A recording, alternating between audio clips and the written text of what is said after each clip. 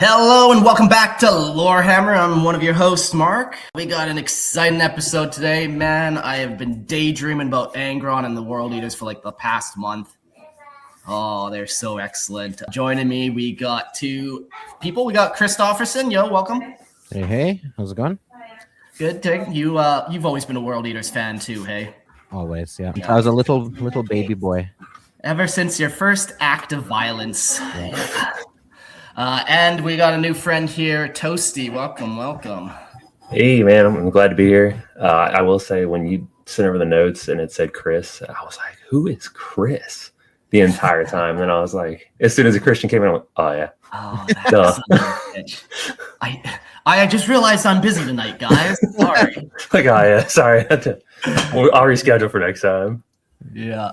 But you've been on Grimoire, so you might be a familiar voice to some people in our circles and stuff. But yeah, you're a huge World Eaters fan too. So when we were doing this, people kept recommending you. So yeah, you got T-shirts, you got the nails let me dream. Yeah, I got helmets. I'm here for it, man. He's here for it. I came prepared. I should have brought my Angrons down in Karn. I like how that's plural. Anyone that owns more than one Angron is a you got to have 30K and 40K, right? Yeah. Gotta have gladiator version. Maybe a couple more, just in case. Yeah, man. You can never have too many. Honestly, I've just been looking at Angron models for like the last so long. Just like, do I buy it? That Canadian dollar is pretty weak right now. I probably shouldn't buy it. Gotta wait a little bit, see if it pops back up. Yeah. But yeah, we got a fun episode. Before we get into it, some quick housekeeping. Come join the Discord. If you need a link, there's links in the show notes and all that kind of stuff. We hang out there. We tell each other jokes and stuff. I don't know. It's just Discord. Come hang out. And as always, you can always join the Patreon and the Imperial or Blood Tithe, depending on what episode it is. And you can help support the show. You can just an ad-free of the version for $2.50, video version for $5. And on today's special episode, if you give a blood donation, I don't know, we'll figure something out. But skulls will fly down to Panama. Yeah. It's true. And if you want to be on live stream, it's a Patreon access, live chat room going on, and you can be a call-in guest at the end of the episode. Yeah, we already are getting some messages here. Damn, man, did you guys bring in an actual space marine? Yeah, Toasty's fucking yoked, I'll tell you that much. I'm a little guy. I'm just a little fella. He's little for a space marine. Yeah, like one of them dwarf ones. Cool. Well, World Eaters, the outline for today, we're kind of going to get into it. We're going to learn all about the War Hounds, their original name before they got the cooler name of the World Eaters. They were around kicking about for a long time before Angron came around and kind of came to be what we know and love. And then we'll talk about their appearance, their gene seed, their home worlds. They have a couple, their recruitment combat doctrine, their martial traditions, man. They have so many different things, from wrapping chains around your arms to taking people's heads. But it's all fun and games, you know. It's all traditional, I don't know, but yeah, we're gonna get into that, their organization, and finally some war gear. If you don't got a chain axe, you ain't welcome. I think is kind of the rule of thumb. I lucked out on that one then. Yeah.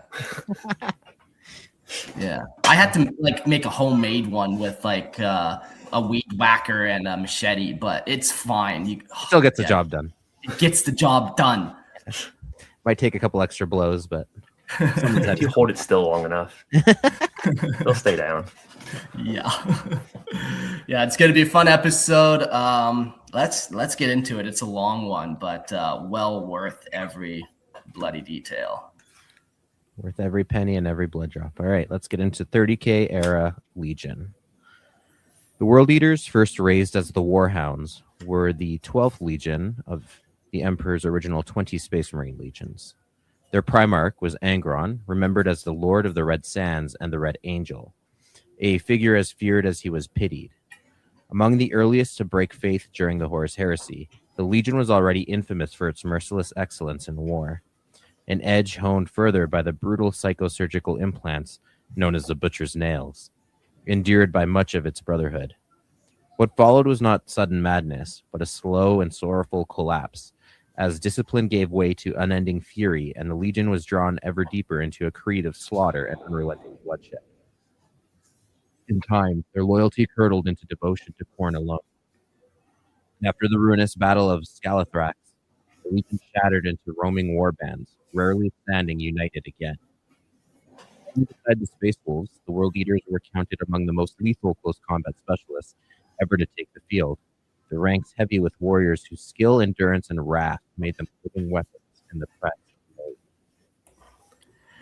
Yeah, very cool. So we learned a lot about them just doing the Angron episodes. And a couple things to always remember is the Butcher's Nails. They really shaped the Legion who they are. They shaped Angron. It really unifies them, gives them all a common unifying goal and purpose and mindset, really. So that's nice. I was actually going to ask about that. Maybe our resident World Eater might have an answer. But did they all take on the Butcher's Nails, or just like a vast majority? Like, is there always like one or two guys in there that are like, you know what, that's not for me? And by the siege, I believe they had called anybody in their ranks who wasn't wearing Butcher's Nails. Okay, but there was a time then, because it's even up to the siege. It's quite a while, right? 7 years, 9 years. Yeah, so I'd say they probably wiped most of them on Istvan. Yeah, I would guess. Yeah, would be the big one. That would be the place to do it for sure. But from my understanding, everybody after that, because even in 40K books, there's people seeking out the World Eaters to become World Eaters. A story about a Blood Angel successor chapter where this guy left it because he was like, I'm not going to get beat for my sins. I'll go here where, me being able to fight means something. And he followed this World Eater and ended up getting Butcher's Nails implanted by the end of the book. Cool. So they're still doing it. Like, they have sane apothecaries, I guess. Yeah, it's almost like another gene seed implantation that they do. You could almost count it as that, because it's like, here's your gene seed, here's your Butcher's Nails. Like, it's going to give you a second heart and some nails in your brain. That's right. Like you said, it's that uniting factor. Yeah, man. But before they were the World Eaters we know, they were the War Hounds. Yeah. Which the 12th Legion was raised upon Terra itself, drawn from no single land or people. What records survive hint that the earliest induction was shaped by an untested and severe selection process, one that favored the most violent, driven, and relentlessly competitive aspirants. Though never formally confirmed, the Legion's earliest chronicles already speak of a force marked by ferocity, iron resolve, and an instinctive hunger for battle. It is funny, just a side note, in a lot of the books it seems like they give them like an Eastern European Russian accent. Like, a lot of them came from that area, from Terra, because that's Karn's usual accent in most books. And it's something that sounds like Slavic almost. Yeah. Which is the family I married into. So I'm just so firsthand. Yeah. Still young and few in number, the Legion first tasted war during the Sa-Afrik Liberation and the Unification Wars. After these opening actions, however, they were withdrawn and held in reserve for much of Terra's. Sorry about that. Classification. The worldies are breaking into the podcast through the conquest of the Sol system itself. The truth behind this restraint remains obscured.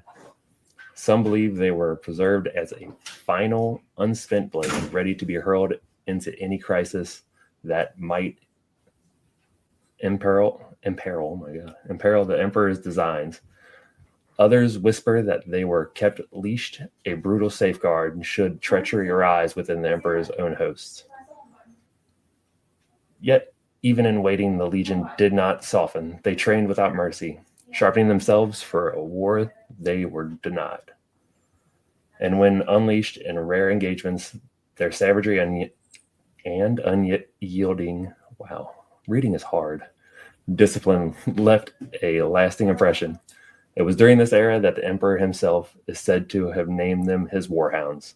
The Legion embraced the title with grim pride, taking the red hound as their sigil, a symbol of loyalty without question and violence without restraint, which I believe there's hints of them fighting Thunder Warriors during the Unification Wars.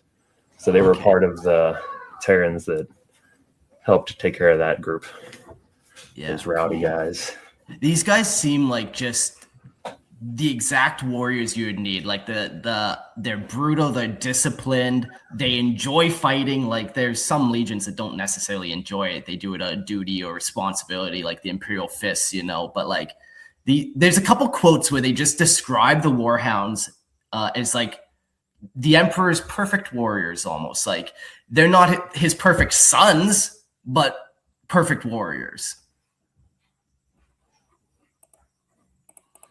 And then we kind of get into the Great Crusade. They kind of have shown themselves to be pretty aggressive. So the War Hounds were at last loosed as a full legion, not by design, but by necessity. The imperial colony of Cerberus erupted into open rebellion, and it soon became clear that only the hand of Astartes could end it. With the Great Crusade already underway, the majority of Space Marine legions had been dispersed amongst distant expeditionary fleets, far beyond immediate recall. In response, the Emperor turned to the War Hounds, unleashing them in person and charging them to deliver the judgment upon those who had dared defy his rule. The invasion of Cerberus commenced at 0300 hours Terran Standard. By 0808, the War Hound commander transmitted the all clear. When queried as to the number of prisoners awaiting processing, his reply was stark and unwavering. No such order had been given. Imperial army units that followed in the Legion's wake reported scenes of appalling slaughter, evidence of absolute methodical annihilation, with casualties strewn across both loyalist and rebel ranks alike. It was a grim lesson, but a clear one. The War Hounds had obeyed their orders to the letter, and nothing had been allowed to stand between them and the Emperor's will. Yeah, like we hear often, we've mentioned Space Wolves before in this episode already, but we hear often that the Space Wolves are like the Emperor's executioners and you'd send them after them. But man, the Space Wolves are too like independent, too headstrong. They're too into their own thing. Like, yeah, they're loyal, but like the World Eaters to the letter. They're like, you said destroy that planet. We fucking destroyed that planet. Like, it's gone. Yeah, the way they're described in one of the books is they walk in a phalanx with shield and spear and walk down and nothing could stand in their way. They would drive down any enemy who stood before them. I love even how like they describe their armor. They have those triangle studs, bonding studs on them, where even like a shoulder nudge is now ripping open enemies. You know, you're moving your legs forward and that's tearing through enemy lines. Like, and you're not even trying to. It's all just that like unstoppable adamantium wall. Yeah, it's also interesting the parallel between the Legion before Angron, because Angron arguably was probably gonna fall with or without chaos. Like the situation was already very messed up for him with the butcher's nails, and then the whole like already doubting the emperor from the get-go with how he was abducted. But the Legion itself was like ultra loyal. So to see them kind of be matched up with this Primarch who's already teetering on chaos is interesting. The vibe it gives you is they were going to be loyal to whoever their leader was supposed to be.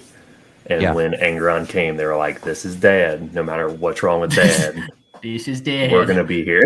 Yeah, it's like your mom going and getting your dad out of prison that you never met. And you're like, oh, I guess this is us now. Better than my not father I have at home. So yeah. Better than the dad who left for milk. Fuck. At least he's here, guys. Now put these in your skull. Yeah. I'm gonna start shoving these in your guys' head until you're like. But me. To be fair, it is that desperate loyalty that even makes these world leaders do that to begin with. So yeah, you're right. Like that desire to affirm their relationship with their leader and their father figure, they butcher themselves. Like that's how far it goes for them. baby boys. All right. The Bloody 13th. As the Great Crusade ground onward, the 12th Legion was broken apart into several autonomous commands, each numbering many thousands of Space Marines. In theory, these forces existed as strategic reserves to reinforce other Crusade armies, yet in practice, they were repeatedly hurled into the hardest fighting. Side by side with brother legions such as the First, the Iron Warriors, and the Space Wolves, the War Hounds were committed to spearhead assault troops, trusted to break enemies when resistance was fiercest. In other war zones, they were unleashed to stiffen Imperial army formations, lending a ruthless cutting edge where compliance would not otherwise be achieved. From these actions, the War Hounds earned a grim reputation across the Crusade. They were spoken of as merciless shock troops, whose victories were never gentle and never cheap. It was said that the War Hounds' deployment ended in only two ways: triumphant, victorious slaughter, or simply slaughter. Darker rumors followed in their wake, whispering that the Legion showed little distinction between ally and enemy once unleashed. Tales spread of human regiments culled for weakness or failure in battle. Whether these stories were truth or exaggeration was difficult to determine, for the War Hounds deliberately kept themselves apart from other legions Astartes whenever possible. What could not be denied was the Legion's brutally enforced internal discipline, a necessity born of their own volatile and combative nature. The greatest concentration of War Hounds strength, some 8,000 legionaries, was eventually gathered into the 13th Expeditionary Fleet, complete with its own fleet of support arms. As the Crusade advanced and the growing legions no longer required a standing reinforcement pool, the scattered War Hounds detachments were recalled and consolidated to their muster world of Bot.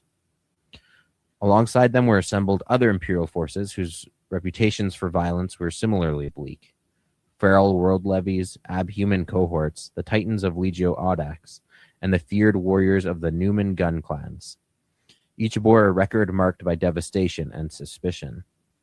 It is widely believed that the concentration was no accident, but a deliberate act of the War Council to bind together those Imperial forces best suited for wars of utter destruction, to be unleashed when nothing short of annihilation would suffice. The collective history of bloodshed that flowed earned the formation a name spoken with equal parts fear and necessity throughout the Imperium, the Bloody 13th. That's such a sweet name. Yeah, wherever they go, it just say leave ruin. I like that line where it's like, either it's a triumphant victory or a slaughter. Like, isn't that kind of the same for them? But yeah, they just go in and they make a mess of everything. I like that they kind of pit them with other legion or other like feral guardsmen and stuff. Like, the galaxy is not a civilized place, so you try to lump these yahoos together and you just send them at the hardest targets.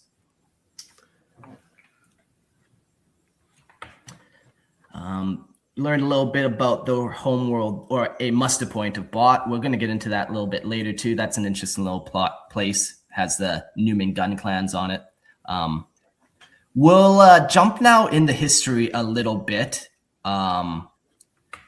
It's best to just go listen to the Angron episodes, and at this point they've kind of earned their reputation as the Bloody 13th, and then they find Angron. So now you could I'm just going to recap those episodes so we can carry on to other things. But so the Angel of Wrath arrives, and Angron was no savior to his legion, but a living embodiment of their fate. To the World Eaters, he was wrath given flesh, a Primarch who valued brotherhood and shared suffering above all Imperial ideals.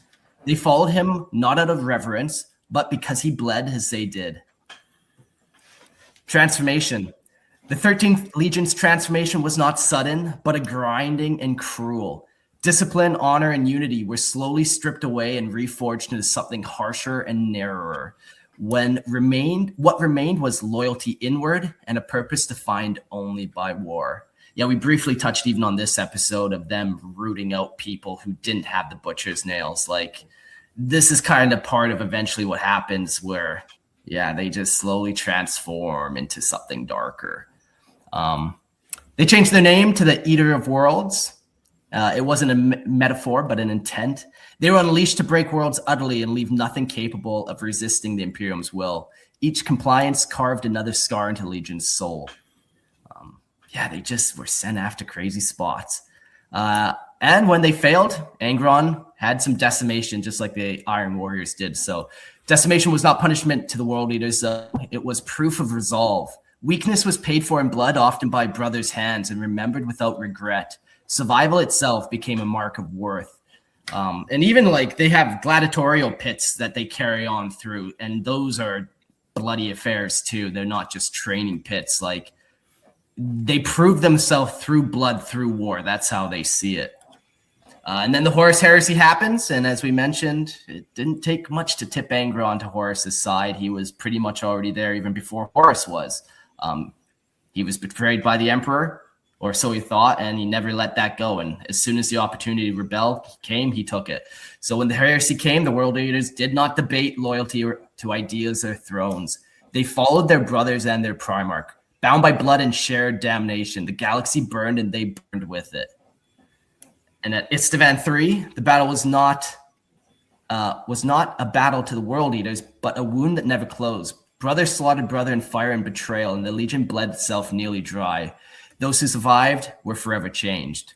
And this is, when they're really just like bleed, or they're fighting their own legion at this point. Angron drops onto this planet at one point. It's the craziest battle. Fun fact about that was they were like, we'll just kill them all from orbit. And Angron was like, nope. Nah. He was like, I'm going in. And I think that's where he actually got injured by a world eater. It was a War Hound who I think it was on his phone. I wish I remember the guy's name. I'd have to look it up. But somebody got him across the neck. Because as he's laying there dying, he's like, that was me. And Angron didn't even realize it. And he touches his neck and he's like, so it was. Good job. And he like closes his eyes and everything. Like he lets him die peacefully. It's such a, it's an Angron thing you wouldn't see coming. Where you're like, when you kill your son, you gotta give him his props as he's dying. Like, yeah. That I love that book. Like that little kind of battling series where you get the kind of loyalist elements just hunkered down, and they know they're fucked, and they're fighting to the last one, and like they're holding out really good, and they're holding out against like Angron and stuff, and they finally only really lose because of an internal betrayal. Like they would have lost eventually, but they were bleeding the traitor legions at this battle. The best part of the whole Isfahan thing was Saul Tarvitz. That was Isfahan 4 or 5 though, right? Where they did he was on 3. Yeah, it was 3. Yeah. 3 is like where they fight inward of the legions, people, and then 5 is where they trap the loyalist legions. Saul Tarvitz being like, Space Marines are said to know no fear, but when Angron charged, Saul Tarvitz knew fear. Yeah, fuck yeah. And after that, it's just mindless slaughter for them, really. Like they go and they just go anywhere. The World Eaters are unleashed, and the rage is drowned in grief, and violence became the only language left to them. Each kill pushed them further from what they once were, and each nail driven into the head drove them even more mad and more violent. So they're just kind of unleashed at the galaxy. Like there's a couple times where Horus like, all right, everyone, meet at the mustard point, and the World Eaters aren't doing that shit. They got their own dream. As they had the word bearers with them, and he made the word bearers stop at like every planet they came across where he could attack people. Angron was like, we're stopping here. And Lord Ar's just like, all right, whatever. Like, the kid picking up candy. He's like, I'm picking up everyone. Ooh, piece of candy. Ooh, piece of candy. Enjoying it. And then they finally make their way to the siege of Terra eventually. And at Terra, the World Eaters stood at the edge of everything they had lost. They hurled themselves against the walls, not for victory, because war was all that remained. If the Imperium was to end, they would end it themselves upon it. There's like this like suicidal streak in them almost too, where that's the fun thing about Khorne. He doesn't care where the blood flows. So you can be like that ultimate nihilist, and you don't necessarily have to worry about your survival, because even if somebody takes your skull, that's a good day for Khorne. They'll have blood one way or another. They will. So that's kind of the quick little recap. Like I said, if you really want more details on that whole big time period, go listen to the 2 previous Angron episodes. But we'll jump to the end of Terra and kind of back into the story of what we don't really know happened with them. So post-heresy, see what happens. In the aftermath of Terra, the hosts of chaos were driven back, and the World Eaters cut a bloody path toward the Eye of Terror. Beside their traitor kin in the retreat, wow, I read that as a terrible sentence. In the retreat, great swaths of the Legion were torn from Angron's shadow. many falling under the command of the former devourer Gogor. Cut off from the supply and replacement, their warships crippled and bleeding. Discipline was maintained only through violence. Deprived and hunted evermore, warriors were wholly consumed by the butcher's nails. Some were chained and caged like beasts. Those were the red butchers, as a fun fact, to be loosed only when slaughter was required. Others were put down by their own brothers or entombed alive within dreadnought sarcophagi.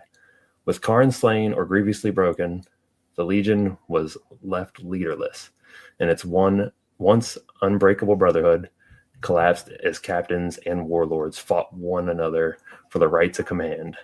Yeah, Red Butchers are some of my favorite units, and they need to bring these guys back into the tabletop. Just so I can buy 30 of them.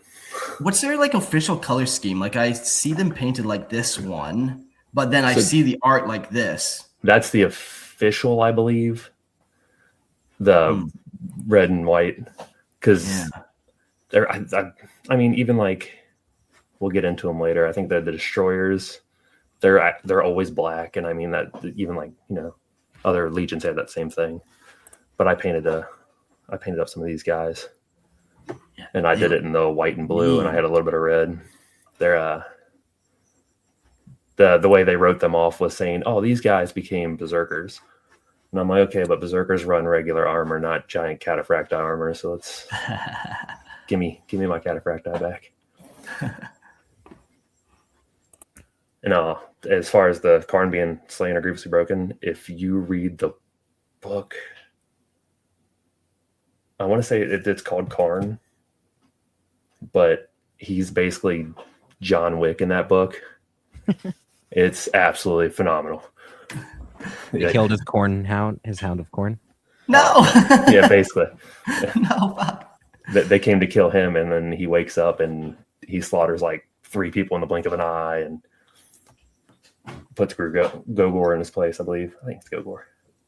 I don't know. Read it. My memory is terrible. Go read the book yourself. What happened in that book at all? There's a whole bunch of stuff that happened in certain places. And it ends with Scalathrax. But with that being said, these tensions finally erupted during the Legion Wars in the frozen hell of Scalathrax, where the World Eaters faced a far larger force of the Emperor's children. As Legion faltered in indecision, Karn rose at the last from his wounds and drove them into battle. The fighting devolved into grinding butchery amid the ice until the night of madness, when Karn turned his blades upon his own brothers at the moment of near victory. That night shattered the World Eaters forever. The Legion broke apart into warring bands, and in 10 millennia since, its scattered remnants have known only endless war. Loyal only to the memory of brotherhood, they destroyed with their own hands. With that whole book, the ending is wild because it's Emperor's children, knights. They have like an actual legion's worth of fucking people on this planet. And it's just like, oh, here's this war band of World Eaters fighting off all of them. All of them. And like the World Eaters have never been like a big legion. Like they take high casualties, and like they're not necessarily the most like logistically organized to make you. Well, yeah, especially after the nails. Yeah, like they yeah, lost. like you said, even despite that, they like just hold so much more weight than any other starters, it seems. Allegedly, one World Eater even punched through a Custodes breastplate. Hell yeah, he did. Fine. Whether or not that's canon, though, is a whole other question. 100% canon. I don't care. Reading that made me have the butcher's nails. Like you're just like, oh, what are they doing? But okay, that did. Anything that involves Karn in books is always immaculate. Yeah, that one wasn't even Karn. That was yeah, that was somebody else. It's not that World Eater. I wouldn't know. It's been a while since I read that book. Yeah, the Battle of Scalathrax, that's been in the lore for like a long time. Like this is like a key defining piece of World Eater lore where it breaks the Legion down. Like lots of other legions are still whole, even the traitor legions. But this they broke down and they never really recovered. They do now recover anytime Angron enters real space now. Yeah. Which is shows fucking up. sweet because it happens a lot that he comes around. Every time he shows up, they're all like, Dad's home. Except Karn, Dad's actually. home. Karn's the only one who's not excited about Dad anymore, sadly. Sadly. It's his quest to mend his relationship with his father. If you could put Karn and Angron on the same planet, like, come on. Karn would end up dying because Angron's known for destroying entire planets. Karn's just like, Gore father's my new daddy. He's like just talking to his chain axe dad. He is Gore child, doesn't he? How dare you? Oh, goddamn shit. Gore father's fought over by the rest of them, I believe. Karn is like he relates to Gorechild because he's also an abandoned child. He's also an abandoned child. That's why he wanted that one. He was like, "That's Gorechild. It's me. He's me. It's me." I actually Tossed have aside by their father. a thing of Karn on the wall. My cousin got it for me for my birthday, and my wife was like, "That's not going in the office." I was like, "Okay." And then I got really drunk, and it went in the office. Now here we are. Right, let's talk a little bit about what the World Eaters look like. The World Eaters lived for one purpose above all others: decisive, merciless war. Even when they ritually cleaned and sanctified their arms after battle, as any disciplined legion would, those tools who soon marked again by the cost of conquest within mere solar minutes. Before Angron's legion turned on their kin at the Isfahan 5 drop site massacre, his warriors wore stark white and deep blue. In theory, the manner in which they forced worlds into imperial compliance during the Great Crusade was so direct and uncompromising that their armor was rarely clean, a truth noted by their brother legions, who understood that the War Hounds were loyal first and last to one another, bound by oath and brotherhood. So yeah, they're typically white armored with blue pauldrons, but they are often depicted as so covered in gore that the white really is hard to see underneath all that blood. I think Lorgar even says it to Angron about his own armor. He's like, "You should just paint that red." And then an idea clicked. Not me, but the kids. Yeah, it speaks to how they use their war gear too. That's pretty different than other legions. Like we mentioned, Gore Child and Gore Father. Like those are really the only two weapons that have any like home in the legion. Every other weapon is more of a tool that can be disposed of. Like they'll use it till that chain axe breaks. They're not too attached to it. Same with their power armor. Like they'll use it, and then all of a sudden that one arm's broken. They're taking that arm off, like the armor off. They don't treat their war gear the best for sure. They ain't WD-40ing it at the end of battle and maintaining it. Arguably, that is the way to use your weapons. Is what they're for. No. This sword has been passed down from my gene father, from his gene father to his. Well, none of you obviously used it very often, so they still have serfs that paint their armor. They With put in a 40K book where they're like trails, accidentally kicking over a bucket of white paint that was in the way. Yeah. Oh, the paint pots of the World Eaters are just human skulls of the living still. Just dip in there, get some nice red paint. Good to go. The best part would be, wouldn't they be a brown legion then? Oh, yeah. But speaking of colors, first is the War Hounds, and later is the World Eaters. The 12th Legion wore white power armor marked with blue upon the shoulder plates and elements of the power pack.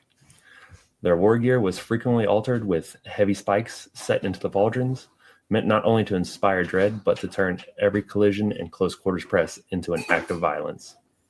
Which is funny, because I do know there was dudes with boarding shields. I think, once again, Delvars. But a helm of brass marked a warrior as a veteran, earned through survival and service to the Legion alone. When the World Eaters finally surrendered to their fury and the pool of the blood god, their white and blue was drowned beneath red and brass, the colors of corn. Yet even then, fragments of their old heraldry endured stubbornly, retained upon individual plates, a final loyalty to what they once were. And I know some of the traders still paint their armor in the old colors because, like I said, they all come together in different 40K books where Angron shows up and some of the ships will show up still white and blue, and warriors who come off those ships will be in their old heraldries. Yeah, I don't think anybody runs the War Hound symbol anymore, though.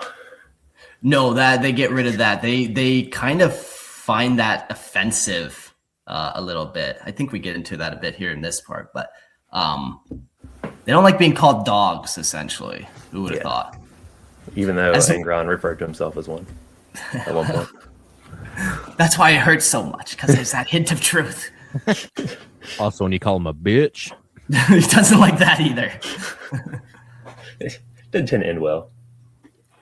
It's cool. Their colors are just inverted, like from the War Hounds to the World Eaters. Like it's the blue armor with the white shoulder pads, and then they flip it. I never noticed that before. I feel like the War Hounds, they've always been around. Like a lot of these legions, we've recently found out their pre-legion name. But the War Hounds have always kind of been in the lore. And then, yeah, it's kind of cool seeing them fleshed out a little bit more. But yeah, you get that inverted color scheme here. So the badge. As the War Hounds Legion, the original badge of the 13th Legion depicted a great red hound rampant upon a field of white. It echoed the name given to them by the Emperor himself, who likened the Legion to the white War Hounds once loosed by the Yakish warriors on ancient northern Terra, obedient, relentless, and bound to their masters and pack. Following their reunion with the Primarch Angron and their rebirth as the World Eaters, the Legion adopted a new sigil, a vast red-fanged maw descending upon a life-bearing world, set against the field of dark blue. It was a mark of unity under Angron, a symbol understood by every legionnaire as their shared fate and purpose. In hindsight, the image was tragically prescient. Yeah, okay.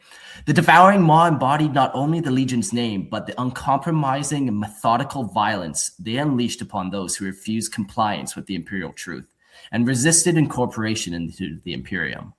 Worlds were taken swiftly, broken thoroughly, and left silent. After their corruption, many World Eaters began marking their armor with the skull rune of Khorne, painted or carved into ceramite. Some berserkers still bore twisted echoes of their past, displaying the fanged maw-consuming world, now set atop an 8-pointed star. Loyal still, if only to each other and the ruin they share. Ooh. Yeah, they got such a sweet symbol here. I'll pull it up if anyone wants to look at the video. Sometimes on my gun now. Or I showed you that, didn't I? Yeah, you showed me like a little engraving. Sometimes this World Eater symbol like looks very much like it's eating Earth. Other times it's like a random planet. None of these ones look very earthy, but pretty cool, man. I love it. The first one did, yeah. Right First to your one. left. A lot of them have that blue and green. Yeah. Which most of us would say is Earth. Mark lives on Mars. He's looking for a I live up here in a different space, my friend. Yeah. Very cool symbols. And then you get that in that brass, and they start adopting all the chains and skulls and stuff and the Khorne symbols. Like, yeah, it gets good. Oh, they already had the chains. Somebody else adopted that. The worst Legion. Not Legion. What are they there? Chapter. Yeah. Black Templars. Yeah. All right. We get into some of their beliefs here.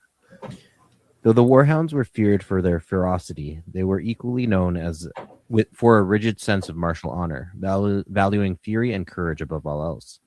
The 12th Legion existence itself was a perpetual war, a struggle without pause from birth to death, and the Legions of Sardes represented this truth in its purest and most disciplined form. Defeat was intolerable, surrender unthinkable. Mercy, when granted, took the form of a swift and final death for a foe who had fought bravely. Cowards were afforded nothing but brutal execution, an answer to their weakness. The stark code governed by the War Hounds absolutely enforced without exception upon both enemy and brother alike. So the good news is that if you fought well, you'll be given a quick warrior's death. If you were a coward or didn't fight that great, you're still going to be granted a quick and gory execution. They're completely different, guys. Yeah, it feels different. You know, it's the intent behind the murder. Right, of course. Upon reunion with their Primarch, the Legion was swiftly shaped by Angron's Nucerian beliefs and blood-soaked rites. These practices became central to the World Eater's identity, as the culture of the 12th Legion shifted toward harsher, more violent ideals, rooted in shared suffering and strength. The Legion's ceremonies and traditions soon reflected this change. The martial customs of Old Terra, never deeply ingrained within the War Hounds, vanished entirely, replaced by Angron's uncompromising creed of slaughter, endurance, and savage competition. When the newly named World Eaters departed the training world of Bot for the first time under Angron's command, they did so bearing the sigil of a vast-fanged maw descending upon the living world, an emblem that would come to define their fate with grim accuracy. Angron's arrival forged a raw, almost tribal unity within the Legion. He became the standard by which all warriors measured themselves, his defiance marking him apart from all other Primarchs. He alone rejected the Emperor's mercy, turning his back on the Imperium's promise of conquest and glory. Angron, lord of a doomed slave army, cared nothing for galactic ambition. His only wish had been to die alongside the rebels who escaped the gladiator pits of Deshea, with him a broken band of brothers and sisters waiting in the mountains for death by hunger or battle. When the 12th Legion learned of this defiance upon Nuceria, they did not despise Angron for it. They revered him.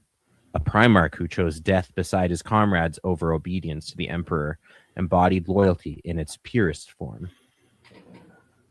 A really quick side note, this kind of bringing together the Legion makes sense, kind of like how the Khan did with the White Scars, because this Legion would have been broken up and scattered as these shock troop elements across a bunch of different other legions, but when Angron comes and he kind of unites the Legion, you see the same thing where the Khan also creates rituals and stuff to bond what otherwise would have been culturally very different Space Marines because they were fighting so long alongside other chapters or other legions. Yeah. So that Angron only did that because of Karn too, because Angron was like, "I'm leaving." Yeah, and also killed a bunch of different captains too. Look, before he got to Karn. Yeah, now that's leadership. We all have kids here, right? Like, you send them the wrong toy. Oh my God. To the World Eaters, their scarred, blood-soaked master became a savage messiah, an icon of brutal honor and shared suffering. Angron became their first and greatest master, eclipsing for many the loyalty once reserved for the Emperor as he judged them, led them, and called them to follow him into damnation. Under his guidance, the Legion's long-simmering aggression was given its structure. Gladiatorial combat, often lethal, became the core of the World Eaters' training, refining their skills while bleeding off the violence that gnawed at them between wars. This hunger for battle was further intensified by the implantation of the Butcher's Nails, devices akin to those that tormented Angron himself, binding the Legion ever closer to his fate. Bloodletting became commonplace. Warriors cut their own flesh and smeared blood across their helms before battle, a shared ritual of pain and unity. Over time, these rites deepened and darkened, until Horus twisted them toward the worship of chaos and the blood god Khorne, transforming loyalty, discipline, and tragedy into a path of endless slaughter. Again, like, the World Eaters seemed to be one of those legions that were kind of set on the path of damnation, regardless of whether or not chaos was a factor. They were already engaging in a lot of rituals and practices that at some point there probably would have been a break between them and the Imperium. Might have been like the rest of the Imperium versus them. But that you could see the cracks showing well before Horus's rebellion. I think with that, it just would have been the Emperor came and spanked a bunch of guys, and it was like, all right, we'll stop collecting people's skulls. Fine. Like, how many though? Can we just have like 3 each? Like, is it a no skull policy? Like, they won't hang from our armor anymore. Fine, no, we'll keep the skulls in the helmet when we'll carry all of it. Is that what you want? The whole thing. No, he's just pissed because skulls are needed to decorate the Imperial Palace. If you're taking them and wearing them, I'm taking those home, guys. These are the Emperor's skulls. It is interesting though, like the difference of 30K and 40K. Like 30K has like elements of nobility, and like even the bad guys are still kind of noble at the beginning. Where in 40K, there's tons of bloodletting practices and rituals amongst the loyalists. Like it gets darker even for the loyalists by the time you reach 40K. You get like the flesh terrors who are just like, like eating people, you know, and they're loyalists. You get the Carcharodons who have a bunch of crazy blood rituals too. Like and a shark on their ship. But the World Eaters, they were the first one, and they were doing it when it was like no bueno. They were doing it before it was cool, okay? Exactly, man. They're the kids who grew up watching anime, and now anime is cool, and they're like, no, I did that back then. And now I have to kill you for it. You've offended my honor. Yeah, and then obviously the strong gladiatorial themes. One thing, again, I kind of mentioned this in one of the Angron episodes with like the high attrition, high casualty Space Marine chapters. I don't know, like gladiator combat to the death, A, historically probably didn't actually happen all that often, and B, like in real training terms, if every fight you have is to the death, theoretically your numbers would deplete very quickly, because like there can only be one victor of every engagement. So like how many engagements till you're not doing gladiator training anymore, you know? I do want to say, like, from what I've read in the books, it doesn't sound like they do to the death. They do what a lot of people do, and most of the legions have it where it's like a fighting pit. It's like, okay, we go down, second blood. So, you know, whoever bleeds, whoever gets the, you know, cut twice, once, cut twice. Yeah. And there are the sanguinis extremists, because Karn challenges Erebus to it. There's always a mechanism for it, but it's not like every time they fight it's the fight to the death. Yeah, and that makes sense, because even in a squad of 10 guys and you do one pit fight, you've literally depleted your numbers by half. And then maybe that wasn't the best idea. Right, exactly, right? Like it's an unsustainable. Who's ready for round 2? Yeah, exactly. And suppose you do have a round 2 of those 5, right? Now you're down to 2.5 guys, right? Like okay. Final one, guys. Final one. Right. There's a certain number of fights they'll do in a night. They're only allowed to have like, I want to say 15 fights in a night. It's something like that, because when Delvaris does his whole shenanigans and Latara shoots him and then he gets in trouble, they all go down there and they're like, okay, everybody challenge Delvaris. They're like, okay, we're fighting you. And Delvaris is a badass, so he beats like I think 14 people or whatever. And then this one apothecary comes, like I think they call him Blood Spitter. He is the one who ends up beating Delvaris. And he's like, you learned your lesson here, right? And Delvaris is like, oh, fuck. After beating 14 others, yeah. Yeah, like he was bad at it. And then in all the books, Karn doesn't care about the fighting pits, because him and Argel Tal are chained together in a lot of the fighting pits, and they lose on purpose just so they can get out. They're like, okay, this isn't real combat, like whatever. While like Sigismund and Delvaris are like, yeah, we're winning every single one of these today, guys. Yeah. Interesting. Like, yeah, that's funny. They're just like, this is if I can't kill, I don't really care. Yeah, and that's not real. It's a funny thing that might have came from their gene seed, but many have argued that Angron's gene seed was flawed from its inception, that the World Eaters were condemned the moment the 12th Legion first drew breath. Others look instead to Angron's own history, claiming the Legion might have been spared had the warning signs been heeded sooner. Still others maintain the gene seed itself was sound, and that the true cause of the Legion's ruin lay solely with Angron and his imposition of the butcher's nails. No single truth endures, yet it's widely believed that Angron's gene line bred warriors with an almost physical compulsion for battle, and a tendency toward murderous frenzy even before the nails took hold. Yeah, but good soldiers. Point them in a direction, you know that problem solved. Whatever the truth, the warriors of the World Eaters live with an inescapable need to kill, a hardwired imperative that drives them into disciplined violence, and when restraints fails, berserk excess. What was that sentence? Hold on. Hardwired imperative that drives them into a discipline, violence, and when restraint fails, berserk excess. Okay, sorry. That's just the first time broke my brain. The I've been urge. there so many times, my friend. Reading's hard. Like it did the nails. And, They bite. and then it only makes you angrier as you go, and by the end, like you're trying to read through broken computer screen cracks, so it makes it harder. Like, I won't do that. I'll get grounded. I'm not doing that. The urge is so powerful that in the absence of an enemy, they will turn upon one another without hesitation. Brothers shredding brothers' blood, bound by loyalty to the Legion above all else, even as the loyalty drags them deeper into the shared damnation. Yeah, they are. Throughout the whole thing, it's funny because it's like Karn's the only one dealing with everybody. Angron's like, this is what we're doing. And then he leaves and everybody's like, Karn, like, you got to talk to him. And he's like, you heard Dad. Like, you want me to go in there and have this fight? And then people who stand up to Angron don't tend to last very long within the Legion. yeah.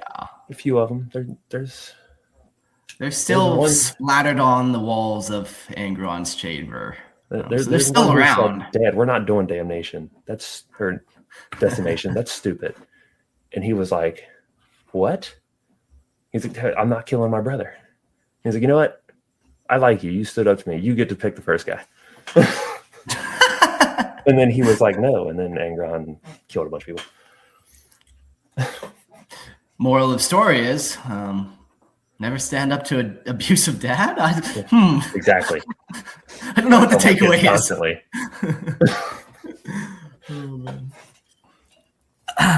Yeah, so the gene seed, it seems pretty stable, surprisingly, but like I think all their gene seed is active. But also, like, yeah, they're just not really, it doesn't last that way for long, I don't think. I don't know, it just seems, yeah, like we're saying, Christian, if everyone's always fighting each other, like, how do they maintain anything? How does it kind of happen? Like if these guys aren't managing their gene seed and it just goes to blood and core, and yeah, I'm just going to say they were the most broken Legion to hit the Eye of Terror and then still stood up to almost an entire Emperor's Children Legion. So therefore, they are the greatest of the legions. You can't argue with that logic. No, and I'm not gonna fight a fucking 6'4" guy over there. It's Look, I'm a teddy bear. I would never. You would hit me, I would cry, and that's just where we're in. No, I don't want that on my conscience. Wait, what have you done? So the World Eaters' homeworld, they kind of have a couple, but not really. Like, homeworld's not a good word for it. The World Eaters never claim a true homeworld, as other legions did. Their Primarch Angron was found upon the world of New Syria, yet the circumstances of his discovery forged no bond between planet and legion. There was no shared culture, no world raised in their image, only distance and unhealed wounds. Instead, the World Eaters endured as a legion without hearth, drawing together around scattered mustard worlds, foremost amongst them the brutal training ground of Bot. These places were not homes, but proving grounds where warriors were forged, broken, and reforged into the company of their own kind. Bound not by soil or banner, but by blood, discipline, and loyalty to the Legion alone. Yeah, like, and they don't take New Syria as their home world, like, Yeah. I'm sure that was covered in the Angron episode. I just don't remember. But yeah. Angron would just kill all the new recruits if the new Syrian. Can you imagine if Highborn joined? Like, yeah, all the elites, like all the highborn elites to join in, just getting offed. Actually, for all we know, he did. Sorry, for all we know, he did start a recruiting center there, but they just butchered every recruit that came through there. It was just his reason to kill people from there. Yeah, exactly. Like this easy. All right, they all just don't seem to make the cut. Yeah. Everyone that comes up here with a bunch of gene seed then leaves with any. Oh well. What do you do? So tell me about Bot. I'll tell you about Bot. Serving as the Legion's de facto homeworld, Bot was a harsh land of ash waste and volcanic ruin. It existed not as a place of heritage, but as a vast barracks and proving ground for the World Eaters. The planet was home to the Newman gun clans, warriors who often fought alongside the World Eaters' forces as Imperial Army Auxilia. As the Legion carried out live fire drills and expanded its forges, Bot was steadily poisoned, its surface rendered unstable and toxic. Hidden beneath its crust lay vaults of ancient and proscribed weapons, guarded by tech priests of Sarum, known as the Crimson Priests. No, that's kind of a cool thing that you don't often see is human warriors who are raised up to fight alongside their legionary counterparts. Because you would think any world that produces human specimens that are good enough to become Space Marines, even the failures of those groups would still make really good soldiers or warriors of some kind. So yeah. I like that they do this because it's not super often that you see that. Well, yeah, and that's what the neophytes are or whatever, aren't they? In a regular... No. Well, no, not necessarily. They're the ones that made the cut to get that far from like a recruiting group. But like, there's no what's a Space Wolves homeworld? Fenris. Yeah. There's no like Phoenician guardsman legion, right? But you would think even someone who failed out the opportunity to even become a Space Marine, either they're too old or they didn't just quite make the cut. Usually that ends in death, so maybe not always that case. But in any case, they produce like hardier warriors across the board, whether or not that person made it to Space Marine levels of hardy. So you would think it would be a good place to recruit just a regular stockpile of soldiers from, but it doesn't often happen. You have the Ultramarines are a little bit of an exception because they have so many worlds to recruit from that you actually have like a vast human military force in addition to the Ultramarine chapter proper. But yeah, you don't see this happen very often. Yeah, and it's too bad because they train together, but they don't realize until they go to battle that the World Eaters, like, if you get in their fucking way, you're dead.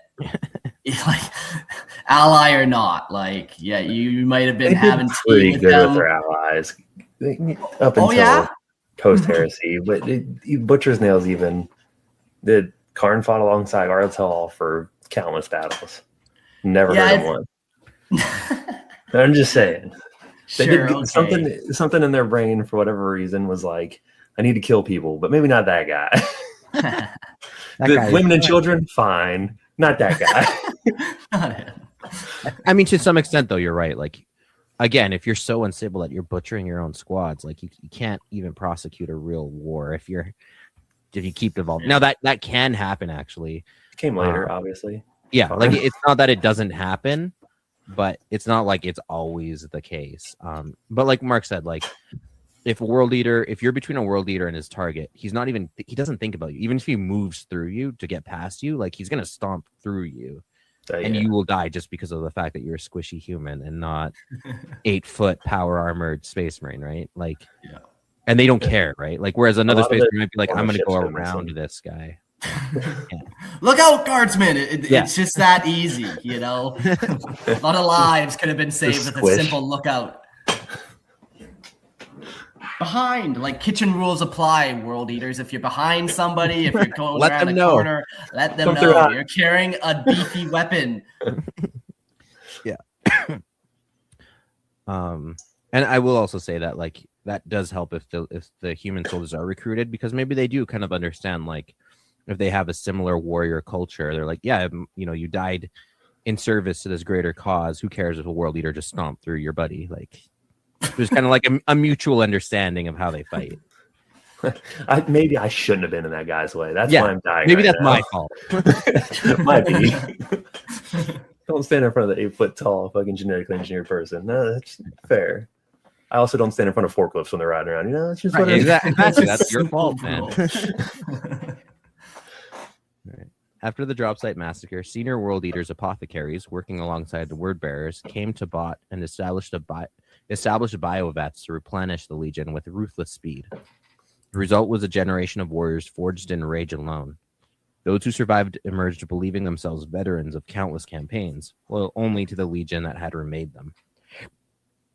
In 008 M31, during the Horus Heresy, man, I gotta stop drinking energy drinks on air. I keep getting hiccups. All right, sorry. In 008 M31, During the Horus Heresy, Bot was assaulted by the Shattered Legion's Iron Hands under Autek Mor.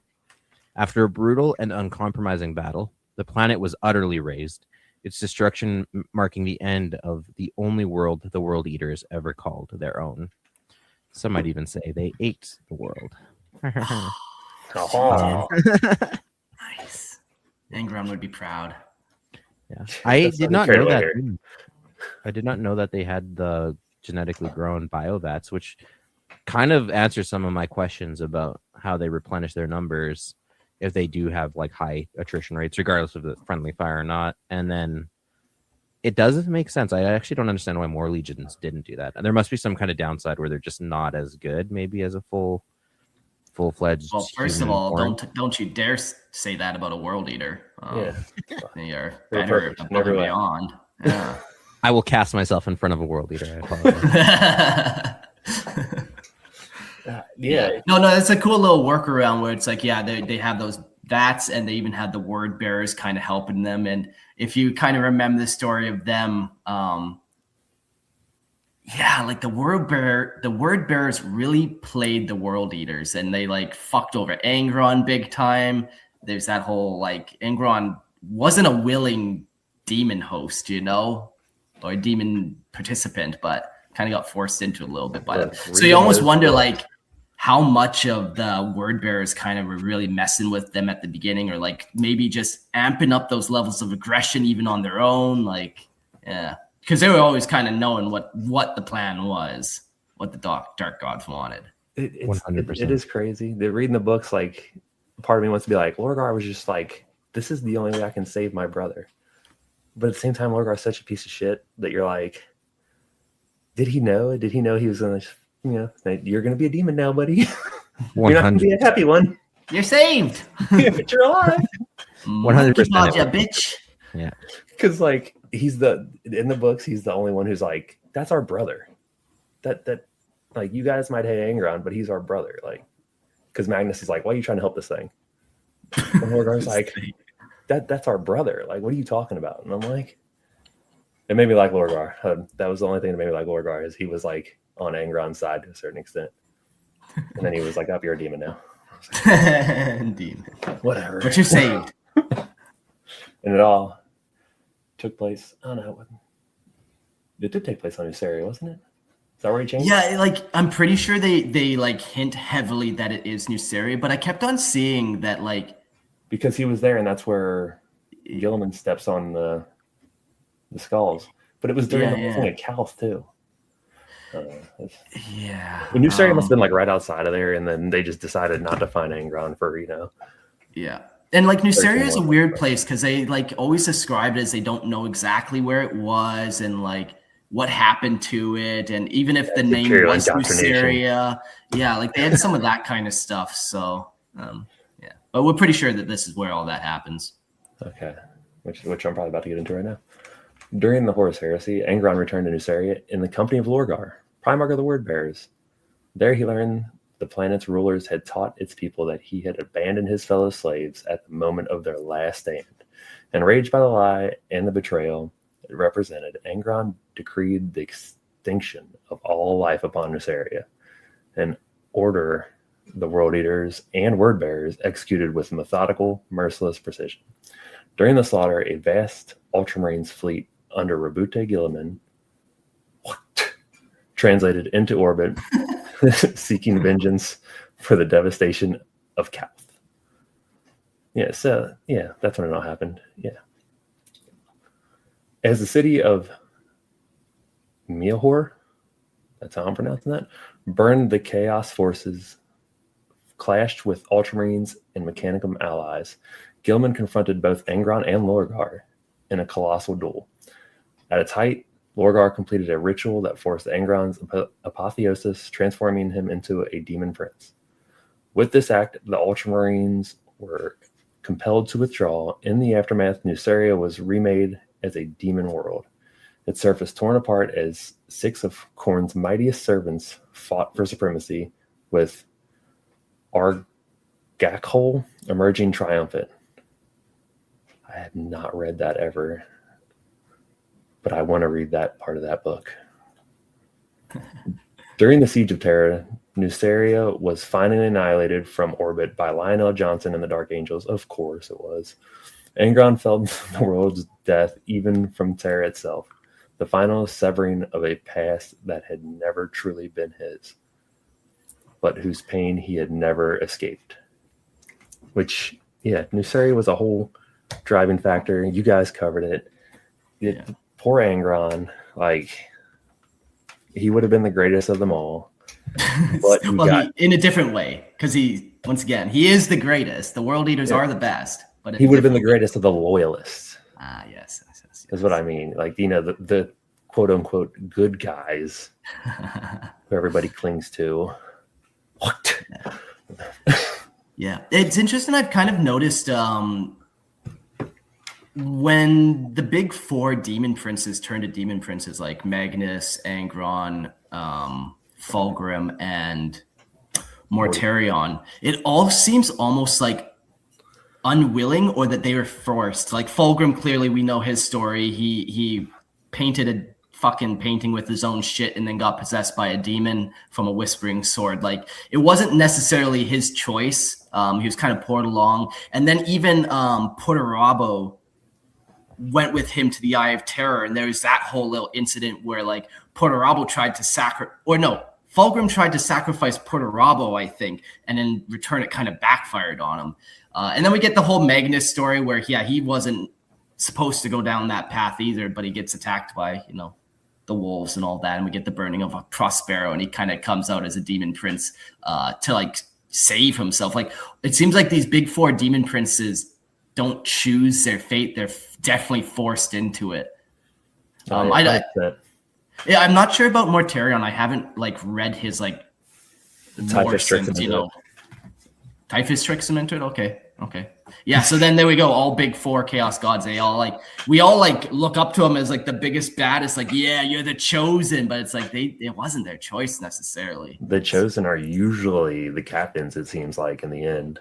Like, yeah. I've read some places, I don't know how true it is, that Angron's jealous of Karn because Karn actually has Korn's favor. Where like, yeah. So then Magnus and Ahriman, we got Typhus and Mortarion, and then Fulgrim and Lucius, I guess. But Lucius doesn't necessarily seem like the champion. Lucius is definitely not the person that would fill that role. He's a little bit the exception because I don't see his captains. Although even with him, what's their apothecary's name? I always forget his name. Fabius, wow. Yeah. They're already doing like weird experimentation on their Marines. Granted, it's not necessarily chaos induced, but it's still highly forbidden. And even his own first captain, Julius Kizaron, doesn't come off as like super. Like he looks like he gets corrupted by his Primarch, not the other way around. So the closest one I would say is maybe even someone like Fabius, who's the other really arrogant one who gets his head cut off. Eidolon. Eidolon. Yeah, even he would be a little bit more, but I don't think he has that much sway over his Primarch. But on that same note, though, Corfarion, certainly even with the Arc Trader, not Horus. The OG. Yeah. Lorgar, Erebus. And Lorgar, yeah.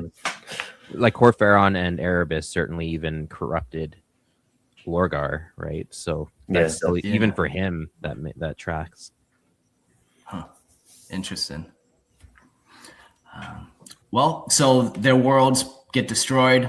Hey, man, if you're calling yourself the World Eaters, you don't get a home world. I think they realize that. So we'll jump to their recruitment next.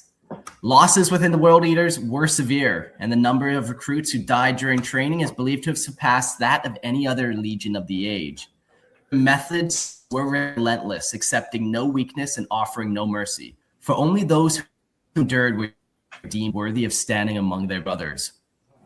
Beyond a certain stage, training ceased to be a simulation and became true combat. Gladiatorial trials and battle drills were fought with live ammunition and sharpened blades. Each contest intended to push a warrior's skill endurance to its absolute limit before he could earn a place within the Legion. To withstand both this brutality and the Legion's constant state of war, Angron ordered recruitment to be simplified and accelerated.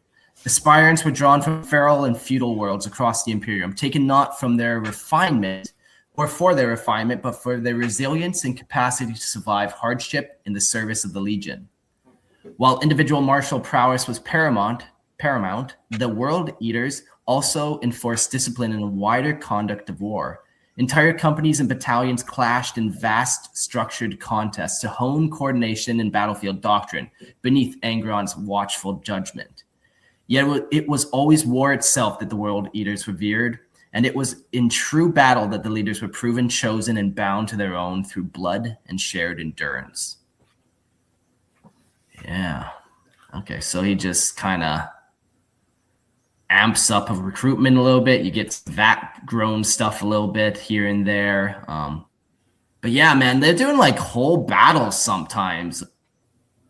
Like lining up tanks against their own tanks, man, and doing shit. Like, yeah. Hard to keep that machine going. I will say, counter to my earlier point about training to the death. That's talking like once you're already ascended to the status of World Eaters. Most Space Marines do have high attrition rates, just even the regular Space Marine chapters, when recruiting due to like death during the recruitment process, which that is fine. Depending on how many recruits you really need to keep up your numbers. But that it's not the same as killing, full-fledged World Eaters in a gladiatorial pit. I met some numbers of World Eaters, and I guess at the time of the Horus Heresy, they had 150,000. Quite a bit. You can trust this source. It was Angron, the Red Angel. Angron himself Posted read it and wrote Yeah. From the Iron Terror. Post on Reddit. Lots of words, though. There's some blue links even, so I'll make this guy's word for it. He looks like he should start a 40K podcast or something with this amount of information. It's too late. We're already here. It should also be noted that live fire. I think I read that they are one of our numerous legions. I was gonna say it should be noted that even live fire exercises don't necessarily mean fatal. Live fire exercises and even like battalion to battalion doesn't mean like, yeah, there might be training maneuver, let's say, or firing at targets, not necessarily at each other's tanks. Again, you just end up destroying half your force with every engagement. Yeah, but they knew that when they were sending in after that could beat other space. Yeah, I've already killed like 10 people in basic training. Like, what's one more in the actual battlefield? But yeah, let's get on to their broader combat doctrine. Hand-to-hand combat had always been the preferred expression of war for the 12th Legion, even before they bore the Emperor-granted name of the War Hounds. This did not reflect any lack of skill in ranged battle, armored thrusts, or the coordination of artillery and supporting fire, for the Legion was fully capable in every mode of warfare demanded of them. I guess that's another quick aside I'll say is that, yeah, everyone always thinks of World Eaters as strictly chain axe and bolt pistol, but they are actually good at other forms of warfare too. Oh yeah, it's that thing where they fall into those boxes that everybody wants to put them in for every legion. But during the Great Crusade, all the legions were good at almost everything. They just some excelled even more so or specialized even more so than one or the other. But it doesn't mean they can't or were incapable of doing other methods of war. Ferris Man better with the axes. Yeah. Ferris Manus, Primarch of the Iron Hands and no stranger to mechanized war, once praised the War Hounds' armored assault at Aldebaran Septis as the epitome of ironclad rage given form. To the War Hounds themselves, however, armor and guns were never the purpose of war, but tools to carry them where they could fight face to face. So yeah, obviously the preference is always to drive closer and hit them with your sword. That purpose was the delivery of the Legion's true strength. Its Astartes into killing. That purpose was the delivery of the Legion's true strength, its Astartes into killing distance. The 12th Legion habitually bore in excess of close combat weapons among its line warriors. Combat knives and gladii were ubiquitous, but even recon elements and vehicle crews commonly carried chain blades, flay cutters, mono-serrated bayonets, backup knives, hatchets, and cleavers. Assault units carried more still, most notably a weapon with roots in Terra's techno-barbarian past, the broad-bladed chain axe. With Angron's arrival, his inclination toward personal violence deepened into doctrine. The master gladiator taught his sons new weapons and harsher methods, and a culture of direct combat took hold at the Legion's core. Under his guidance, the chain axe was refined and elevated in status, its reputation spreading even beyond the 12th Legion. In form and function, it became a symbol of the Legion itself, uncompromising, unsubtle, and built for a single task. When the 12th Legion launched a planetary assault, they did so with an unsettling precision. Drop pods slammed into the surface, and gunship ramps fell open as world eaters advanced to secure their landing zones. Recon units pushed outward, Vox links were established, and companies cohered with methodical discipline. Only when the Legion was fully assembled did the command to advance sound. Much has been recorded by remembrancers and Legion archivists regarding how Space Marines wage war. The World Eaters did not fight in cold silence like the Iron Hands, nor with howling exuberance like the Space Wolves or the Warriors of the Great Khan. Since their founding, whether facing Xenos, machines, or even the Emperor's Thunder Warriors, the War Hounds fought in their own manner. They closed with the enemy at a walk. There were no battle cries, no mechanical quiet, only the calm, steady voices of bonded brothers speaking as though on a march to the training cages.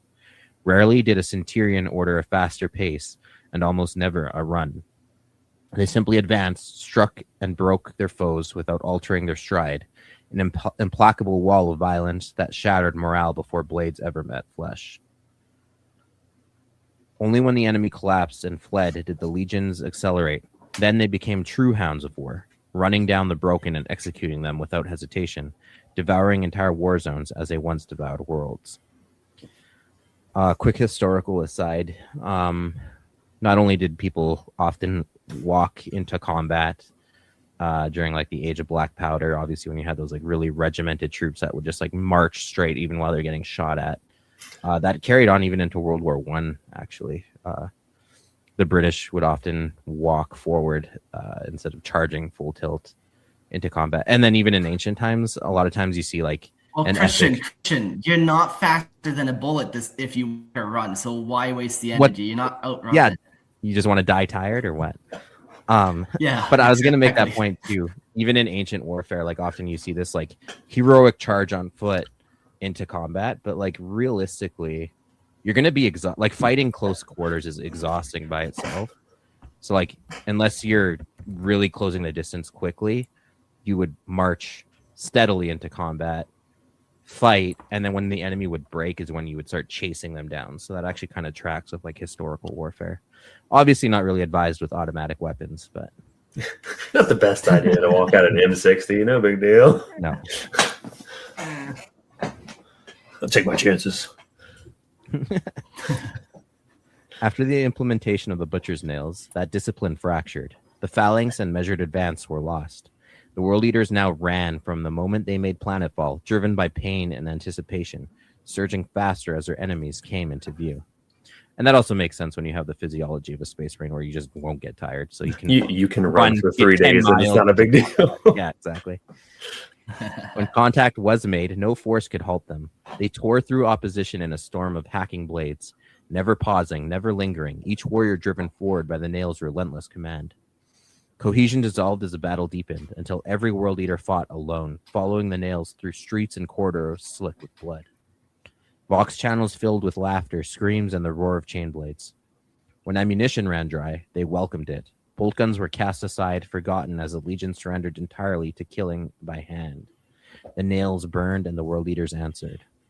The slaughter did not end until nothing remained. Like ancient marauders of old Earth, they smashed their way into fortresses and holds, leaving only ruin and butchered silence behind them.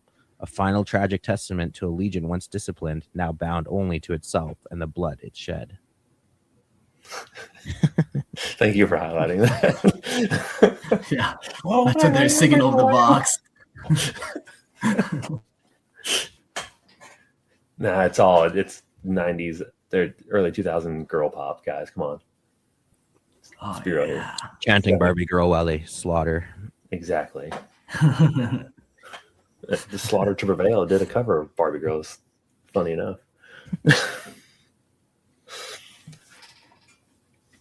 On to their martial traditions. Among the World Eaters, martial tradition was not ceremony but proof, each right a scar carried forward from battle rather than a symbol worn for display. Triumph ropes, knotted with the weight of past victories, were worn to mark campaigns survived and brothers lost. Their fibers often stained dark with old blood. Chain-bound weapons to gauntlets. Chains-bound weapons to gauntlets. Reading is hard. And warriors to one another. A declaration that once the killing began, there would be no retreat and no surrender of the blade. Red honor markings, handprints, stripes, and tear stains, daubed in blood or pigment, were bestowed not for rank, but for acts of ferocity and endurance that set a warrior apart from his peers. To the 12th Legion, these marks were discipline made visible, a shared language of violence, and the loyalty reminding every world eater that honor was earned only through suffering beside their brothers and was paid for in blood. Funny thing about the handprint, the captain of the Conqueror actually has the red handprint. Latara Seren. She was one of the sexy. Hell yeah. Captain of the Conqueror? Yeah. Yeah, it was given by Angron himself, wasn't it? Yeah. He wiped his bloody hand on her shirt, and she's like, "I'm never gonna wash this again." Damn straight. Same. Fucking Angron's just copping a field on this poor lady. She was the only one that he came in and he's like, "How's my ship?" And she was like, "You mean my ship?" And he was like, "I like this bitch." I'm not gonna throw you out the airlock. Yeah. And that's why she got away with the thing she did. She shot Delvaris in the fucking head with a lance pistol. And Delvaris was going to murder her, and so was his guard, but she got saved by, oh crap, I can't think of the psyker's name. It was a World Eater psyker. I wouldn't know. I don't know all the world leaders by name. Unlike you just I rattling would. off names out of your head. If the memory was there. But no, he stopped Bolter from hitting her, and then him and there's an old World Eater who, he's that Loken type where he's like, he never felt like he was a World Eater. He's always a War Hound. Yeah. They checked on her, and she was like, "Get this asshole out of here." And then Delvaris got grounded for a little bit. He had to stay in his chambers. And then he did his 14 duels. And they were like, Karn set this up, didn't they? And he didn't. They just knew what Karn would want them to do. Nice. The answer is always violence. It's not at the time. He was a good man, okay? Don't you talk about Karn like that? You guys heard of a blood payment? The other thing to note, too, you mentioned this earlier, was the gauntlet chaining weapons to their gauntlets, which is a practice, like you said, is now adopted by a couple of Imperial Fists that later became adopted by the whole Black Templars chapter. Yeah, because of Sigismund. Yeah. Supposedly it was from a duel with Karn, I believe. That sounds right. Like, I remember reading this. My recall is nowhere near yours. I just read recently. Portion in here. I think we don't need to read the Triumph Rope. I did talk about that pretty thoroughly when we did the Angron episode, but definitely that is like a common practice amongst the World Eaters for sure. They also have the gladiatorial pits that we kind of have been talking about, and sometimes it's to the death, but also you can't do that all the time. You can only do that 14 times, and then on the 15th you got to call it quits because somebody's going to kill you. It's nap time. Yeah. Yeah. And you're tired. You're tired from killing. But since you guys were mentioning that chain, there is that wearing chains section there that we could read through because there's a couple cool little characters there that adopt this. Oh, more people adopt it? Oh, it's my turn. Before the Horus Heresy, the World Eaters wore stark white power armor, left deliberately plain, save for the chains that bound their weapons to their arms. These chains were a tradition unique to the 12th Legion, born in their fighting pits and later adopted by warriors of other legions who recognized their grim practicality and symbolism. Damn right. It just seems so shitty to be wielding a chain weapon and having like loose chains flailing around. Like that's a recipe. It's like howling banshees and their long hair and chain weapons. You're like, I don't know about that one. Well, the chains act as a second weapon, right? They swing and they're moving and things happen. All right, it's just don't think about it too much. Stop thinking so much. Okay, no, shit. We don't do that Go either. back to my world eater. Give me another fucking butcher's nail. I'm thinking too much. In the pits, the world eaters chained themselves together and fought beneath the eyes of their brothers. They entered unarmored, clad only in loincloths. Oh yeah. To show contempt for injury and to ensure that no warrior held advantage over another. For those who proved truly worthy, the 12th Legion even opened their pits to Astartes of other gene lines, testing brotherhood through blood. This guy, who I hate. Sigismund, first captain of the Imperial Fists, embraced the custom with characteristic severity, binding his weapons to his wrists with heavy black chains. During his service alongside the World Eaters aboard the Conqueror late in the Great Crusade, he earned lasting renown by dueling the Legion's finest warriors. And that's what I was talking about. I think Sigismund and Delvarus were chained together, and they took the fighting pits super serious. Meanwhile, people like Karn and Argeltal were like, I can't kill you at the end of this. Let's cut me so I can get the hell out of this. Yeah. And people got mad at him for that. And then Sigismund and Karn eventually had their fight. They named him Black Knight in respect to his skill, his bearing, and his personal heraldry. He was often paired with Delvarus of the Triarii, and together they won every bout they fought. Always to first blood, never lasting more than moments. No opponent could match them. None came close. Which Delvarus's chosen weapon, not during these, obviously, because they did first blood. I'm assuming he didn't use a meteor hammer, but was a meteor hammer, which they need to bring back. First that thing blood is with sick. a meteor hammer. Yeah, you're getting whacked upside the head with this fucking giant ball and a chain. Good deal. Oh my god. So this is one I didn't know. Nasir Amit of the Blood Angels, known as the Flesh Terror, was another outsider who Wait, I didn't know him. We talked about that. I knew the Flesh Terrors. I didn't know. So the only one I know from them is Seth something. Yeah, Gabriel Seth. Gabriel Seth, yeah. But Nasir Amit was another outsider who earned fear and respect within the World Eaters' pits before the heresy. He fought with the same ruthless savagery as his hosts, a legacy that would later define the Flesh Terrors chapter he would command. Really? I had no clue about this guy. He might be my new favorite Blood Angel. Emmett was frequently paired with the apothecary Cargos. And few wished to face the Flesh Terror and the Blood Spitter. Their bouts never ended at first blood, nor even third. They fought sanguineous extremists. I wouldn't want to fight the fuckers either. To the death. No cruelty was forbidden. No restraint observed. And every contest they entered ended as a killing ground, honored by the World Eaters as the truest proof of loyalty and strength. There's always that one fucking guy who takes it too far. He's he's playing a game of too cards. much. Yeah, and he's like, this game of cards is to the death. And you're like, no, we're playing strip poker. That's enough, Christian. We're not playing to the death anymore. Like, okay, guys, let's just settle on something together. Russian roulette. That's family game night. Yeah. It's game night of Russian roulette. The Blood Spitter, he said sanguineous extremist with Delvarus, but he let him live. That's not playing by the rules. Yeah, well, Delvarus was one of their greatest fighters. They should introduce sanguineous extremists in regular 40K tournaments. They should Once you table your opponent to, like, in workplaces. Yeah. Could you imagine if you could just fight your boss to the death. and you get his position? Yeah, that's the only way to get promoted. It's all or nothing. We're creating a better world for our children. Violence is the only answer. I like that quote. People say that violence is never the answer. Well, that's not true. Violence is always the question, and the answer is always yes. Yes.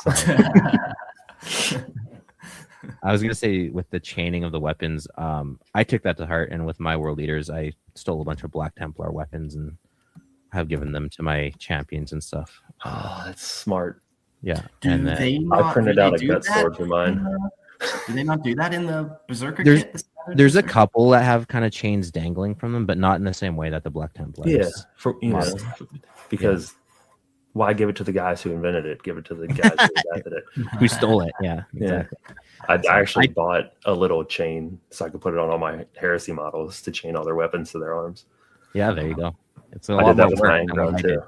Yeah. I'm doing it. Well, that's why it's hard to do. Like as we were talking, logistically, it's hard to get a hold of that much chain. You know, the world leaders, they already have to worry about so much. They can't worry about chain management as well. Yeah, theirs is hanging and crazy. Black Templar's like, it's got to be perfect, guys. Hold on. You got to get this bolt right here. He's even chain wrapping himself nowadays. Fuck. It's tight. Symbolically, too, the whole chains also harkens back to their whole thing about gladiators and slavery. Slaves often wear chains. They're chained to their weapons. They're chained to violence. They are chained, like it's the whole thing about they are servants of or slaves to violence, which is its own kind of like. Don't you say the world eaters are slaves, you son of a bitch. Sword subject. Nuceria has been destroyed. You know this. We talked about it. We got it. It's the spirit of slavery. It lives in us all. No. Oh my god. Well, there are also warrior monks. They had some cool traditions and color codings. The few honors within the 12th Legion truly respected were the marks of brotherhood and the scars earned in battle, symbols that ignored rank and spoke only of the worth of the warrior beneath the ceramite. To the world eaters, such signs were the only measures that mattered. Broken chains worn by those who had faced impossible odds and survived carried deep meaning, echoing Angron's brutal past. Likewise, the bloody handprints smeared across the helmet or chest, granted by the battle leader to a warrior whose fury had surpassed his brothers, held greater value than any title, relic, or decoration. These warrior monks were living proof of loyalty and endurance. Among them were the following. So these are kind of just different little blood markings or markings that they had. Bearers, this is Christian's line. Bearers of the blood hand. Those marked by the blood hand cared nothing for past accolades or hollow praise. Each strove to live up to the savagery that had earned the mark, fighting until the day they fell amid the shattered bodies of their enemies. So like we said, Lortara Saren has the blood hand symbol. The Fanged Maw. Variants of the Legion's Fanged Maw sigil worn upon armor plates signified long and unbroken service to the Legion. So they have their traditional world leader symbol, but yeah, the Fanged Maw is an additional symbol you can see on them. Red striations. Crimson streaks across the helm often mirrored the psychosurgical scars of the butcher's nails, worn as a personal and grim embellishment. I believe Karn bears these red striations on his helmet. Oh, cool. And then if you've seen like Angron's 30K model, he has like these red scars. I didn't know what they were. I didn't know they were from like the butcher's nails. I thought they were like tattoos or part of the triumph rope or something like that, but it's a little different. Red tears. Painted trails of red beneath the helm's eye lenses, more blood than pigment, marked ritual scarification and devotion to the Legion's path. All right, hold on. The red tears are just those tattoos that those get. In prison. Damn it. That could be it. I wonder. Okay, tell me if I'm crazy. I often am. Could you take some Blood Angel pieces and claim them as red tears on? That's what I was thinking too. Yeah. When you said red tears, I automatically went to Blood Angels because that's what theirs is, right? That's their symbol. It's a red tear with wings. Yeah. So now you to do a cool World Eater's armor, you gotta buy some Black Templar, you gotta buy some Blood Angels. Oh yeah, fuck yeah. You're $300 and on your box of just Berserkers. Yeah. Like one squad's worth. Oh yes. 10 guys. And now I need 30 other guys to make sure they look the way I want them to. All right. And then finally, tally markings. Kill counts carved into vambraces or weapons recorded a warrior's deeds. A cross chain symbol upon a vambrace marked a rare and a grave honor. The sanctioned slaying of a higher ranked world leader in the pits. Proof that loyalty to the Legion stood above all hierarchy. That one's fucking tight. Like, yeah, you killed your sergeant. We're joking about killing our boss, and it's like, yeah, they did it. You get a cool little tattoo for it. Well Got done. a tattoo and a fucking My good raise. Hell yeah. Yeah, hell yeah. Coming for you next, mill management. I'm gonna run this damn company by the end of the day. As long as there's only 14 of you in my way. And there will be no more employees left. Murder. Well, it'll be easy to run then. You just gotta run yourself. Just easy. Yeah. This word, cadre remisum. Pseudo. Dead. Yep. That's what I'm going with. Before the Horus Heresy, many world eaters bore the snarling serum pattern helms, a stark and utilitarian design that mirrored the Legion's philosophy of violence under control. As the heresy drew closer, warriors of the 12th Legion began to alter these helms with twin mantles of the cadre remisum, a grim distinction rooted in the pit fighting rights of Angron's forgotten homeworld, carried forward out of loyalty rather than honor. So, oh, dude, that's Lork. Or not Lork. Yeah. What's his name? I think It says it right there. But he's one of the founding members of the Black Legion. But yeah, he's one of my... Fucking tight. Actually, our good friend Gerald helped. I edited a whole mini and he printed it for me and I have to put it together and paint it. But it's Lork. Nice. Yeah, that guy has the biggest fucking Caradarium, Rosariums, or whatever the fuck you call them. Yeah. They're huge. And that was a cool thing in the Angron book, I believe, Slave of Nuceria, was the first time you get a glimpse of the butcher's nails, the dudes are wearing those cadre. Cool. We can just call them bunny ears from now on. Yeah, bunny ears. They're wearing the bunny high ears. Gothic and low Gothic. It doesn't quite translate well in this case, but we get it. But yeah, that was the first time you saw the bunny ears, was Angron fighting these two giant, like Angron, who had butcher's nails implanted in them. Cool. Fucking tight. Those judged too broken, too unstable, or too scarred to serve in anything but ritualized slaughter were marked with the bladed horns of the remisum, the bunny ears, a sign both of condemnation and acceptance. Though Angron forbade their use among his veteran companies, many world eaters defied his command, choosing brotherhood over censure. In time, these brutal mantles would become inseparable from the image of the Legion, a tragic symbol later claimed by the Coronate Berserkers after their Primarch's final damnation. Which, yeah, that's... I'm sure Angron, the first time they started popping up these things, he was like, what the fuck? This You guys are going to give me PTSD. But yeah, I'm not sure how I feel about these though. Like I love them. I'm just like, it's a weird chicken and egg one for me. You know, I just feel like this is such a iconic helmet, and I think core, and I don't think the Caradum Rosarium from the Nuceria Gladiator pits. You know, like the way the Khorne does it, it's like you could see Khorne's actual symbol off the helmets. Like I don't know. I feel like they kind of took a step that they didn't really need to. Well, even if you go to AOS, they have those helmets. Exactly. I think it was a way of tying it.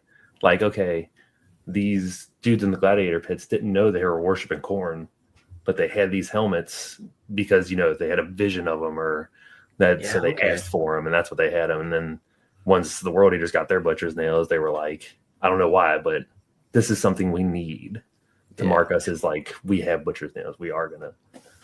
But I don't know. Yeah, like it's not the worst offense, but I mean, the Red Butchers didn't have them though. They were Terminator helmets. They couldn't get those damn things in there. They wear them on their backs now. They do have one. I'm of two minds. I kind of agree with Mark, sort of. However, a couple of counterpoints.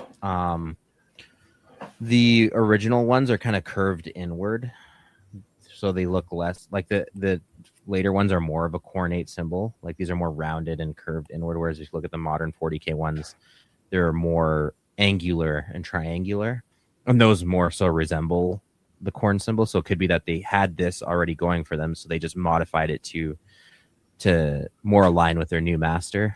So that's one explanation. And the other one is there isn't really like, are there any other corn worshipping factions that have this symbolism? Because if you're relating it to AOS or fantasy, like that's not ancient 40K. Yeah. It's completely different fiction. So it's not like you could argue this could never have been done in the universe before.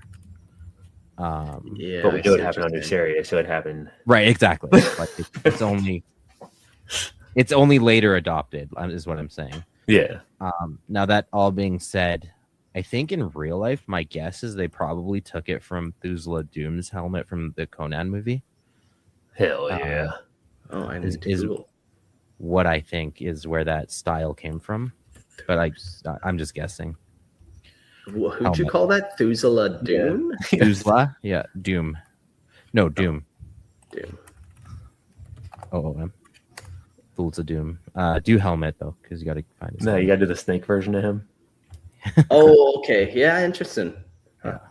It is two snakes on his helmet, but Yeah. That's almost an actual like thing in history who wore something similar. the Ancient not Northern off helms. the top of my head. No, I'll say they definitely have horns. No, there's like the leader of that companions guild or whatever. I forget what his name is. It's like No, like the ancient leader, like Eastmore. Roman. Yeah, Eastmore. Oh, yeah, use them more. Yeah. How do you could spell forget that? YGSMOR, maybe something like that. Yeah, that sounds There's definitely a Y in there. So, yeah. Yeah, you're right, Mark. I can picture the statue in my head. Yeah. Those are obviously dragons, okay? Like Which it's are just- derived from serpents on Thusla Doom's helmet, which are all derived from corn. Oh my god. Dude. It all goes back to Conan. Oh my god. Yeah. I'm gonna Well, do a either- podcast on Conan, man. Conan is No, my I'll be part of that one. yeah. I got the books. Oh, dude, I'm a huge Conan nerd. And everyone always thinks the 80s movies, there's so much more depth in the movie. Oh god, yeah. The movies are great. Don't get me wrong. Arnold Schwarzenegger. Yeah. Goated. But yeah, no, I got the old books. I remember my dad hid one because there was a naked girl in the front. Wait, Like, ooh, what's your in this? dad had it Just specifically words. because of that, or But no, he hid it. Like he hid it. But that made it more. I found it at one point. I was like, "Hey, Dad," and he was like, "All right, that one's got to go somewhere now." Son, you got to stop sticking my pages together. Yeah. These drawings are so nice. That's where the hentai began. That's where it all began for you. Oh, poor Toasty. Well, head taking is another martial tradition they have. Believe it or not, what this consists of is taking your enemy's heads. It's kind of neat. It's kind of fun. You wear it on your belt. They also put it on the spiky bits in the future. Yeah. There's all types of places you can put a head, believe it or not. There's really only one place that you can't. Debatable. I'll do it. The cod skull piece. Don't threaten me with a good time. Out the mouth. Out the mouth. Yeah, not the best defense, but hey, you can do it, I suppose. But yeah, they're big on the. I think there's a Karn artwork where What do I have to Google to get this? Cock piece cod skull. Oh, man. The next one they have is the mortis. Another ancient custom of the Legion was the mortis, an official accounting delivered to the master of a Legion warship, naming those battle brothers who had fallen in combat, much as apothecaries of other legions rendered their dead to command. It was a grim duty carried out with discipline and without sentiment, yet never without meaning. A mortis was never merely a list of losses. It was an act of loyalty, a remembrance owed to those who had bled and died for their brothers. Names and ranks were inscribed on scrolls, etched into brass, or cut into stone, then committed to the ship's archive of the fallen. Other legions named such rites differently: the dirge of the thousand sons, the lamentation of the sons of Horus. But amongst the 12th, it stood as a solemn bond between the living and the dead. As the world leaders sank deeper into a constant storm of rage and slaughter, even this discipline began to erode. Names blurred into blood, remembrance gave way to survival, and the mortis, like much of the Legion's older identity, was cast aside, a tragic casualty of their own unending war. Cool. Just to jump in on Jack's down here, the heads on stuff, that's been Imperium before any of the fucking Primarchs were even found. Yeah, come on. There's skulls Not everywhere. Everything is Night Lords and fucking curs. Give your head a shake, young Jacks.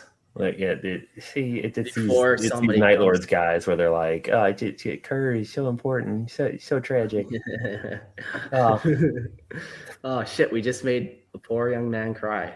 That's they fine. obviously didn't read about Angron. They probably can't read. They're Night Lord fans.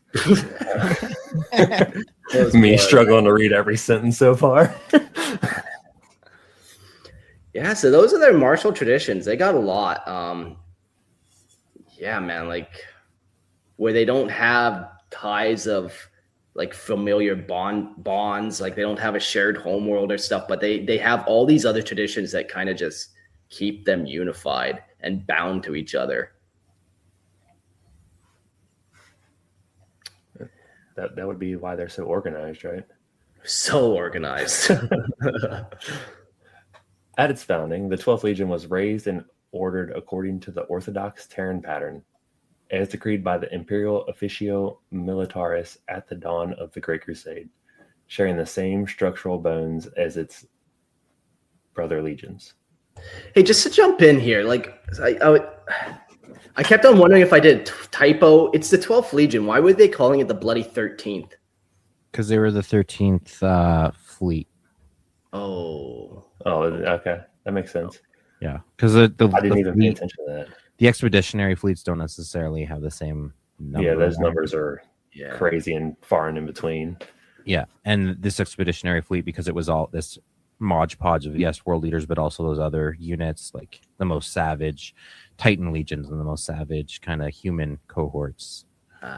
All together, they were bloody 13. Not the Legion. Okay. That photo you chose right there to make a little bit bigger. I know that's the I best. absolutely love that. How do we get it bigger? Open a new tab. Share that tab. Careful with the tabs you share, Mark. Yeah. Oh, how do we get here? We did it. Yeah, that There's artwork that is awesome. Karn. It's just like that's such a like knightly. And it's Look. it's funny. It's one of those things that I find myself struggling with. Like, people don't realize the legions of, like, the heresy, how different they were than the 40K counterparts. Like, it just because you're a world leader doesn't mean you have a chain axe and a plasma pistol and that's it. Like, there was dudes running around with, like I said, meteor hammers. God, bring it back, please. Powered swords, chain swords, power fists. Yeah. Really Power anything. We were joking in the chat earlier, like even a boarding shield, you shield bash people. And bolters, they have pistol whips. So pistol whipping people with your bolter, it's allowed. They'll use whatever they have. Like, they're not attached to their weapons too. So even this badass guy, he looks so sweet. All the other legionaries are envious of him. But when that sword breaks, he's maybe moving on to a fucking axe or a fist or something else. Like, they're not too attached. He can't lose that shield. Come on, look at that shield. It says 12 on it. It's World Eater's symbol. Oh, dude, that stuff. That might be my next print job. I'm gonna find that. Yeah. Okay. Like Well, Captain America. Yes. Captain World Eater. Captain World Eater. Tight.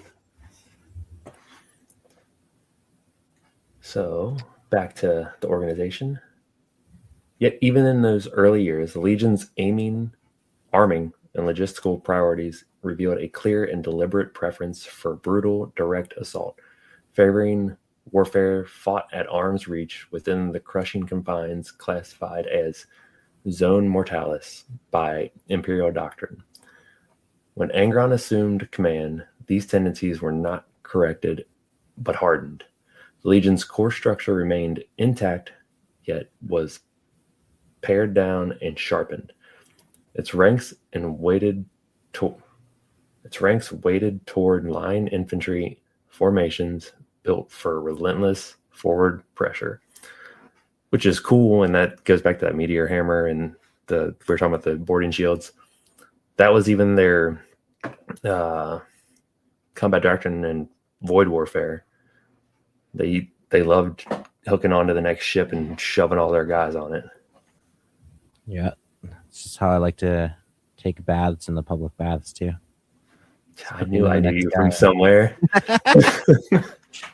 I knew we met before. Those names were never exchanged. Yeah. These formations.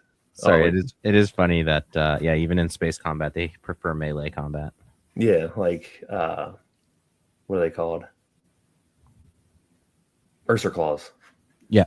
Yeah, that was like Latara Saren's go-to. Like, all right, let's get as close as we can. Yeah. Hook up to these bad boys and let's start fucking shoving these guys on there. Everything you just said could mean something completely different. But carry on. Takes us back to those bathhouse days. These formations blended tactical squads with close assault specialists, reinforced by heavy shock units such as Terminators and fast-moving elements like land speeder squadrons. The result was an organization engineered for aggression above all else, devastatingly effective, but bought at an appalling cost in lives willingly spent. And that was a cool thing about the beginning of the war on Scalathrax. When it all starts, Karn's actually having a talk with the Emperor's children, and they're like, "You got to go," and he's like, "Well, what brings a legion together more than war?" And then as he's starting to fight, he's got this one crazy ass Terminator. It might be Gogor. That name, just now that it's there, it's stuck to me. But he comes running through. He knocks down like 3 people to go into this fight because he's in this Terminator armor, and you can't really run in it. But he was moving enough to be like, "Get the fuck out of the way!" And he knocked down like other Space Marines, so he wasn't, blowing up little node guys. But it's been their thing. They've been known to trample people. Hey, if you can, you do. Ranked within the World Eaters under Angron was stark and utilitarian. The Primarch held open contempt for hollow honors, elite affections, and ceremonial titles. It is said he forbade his sons from addressing him as Lord, which is true, yet he demanded absolute clarity in the chain of command, for war tolerated no confusion. That's a big theme in his books. Anytime somebody, I think he barely tolerated sire, because I think that's what Latara called him. But he's still even like, he's like, I hate that title. Yeah, when you're a slave, you don't want other people calling you Lord. Like it rubs you weirdly. You don't want to be talked to like the people who enslaved you. Yeah, exactly. The Legion, once known as the War Hounds, was infamous for ruthless internal discipline and volatile tempers.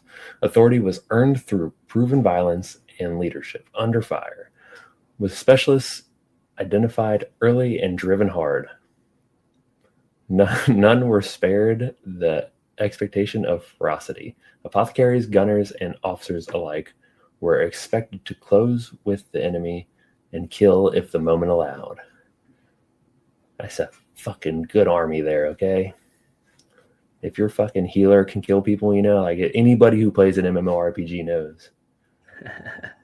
It's called overhealing. If you heal somebody so good, they just explode with vitality. You don't do that to the enemy.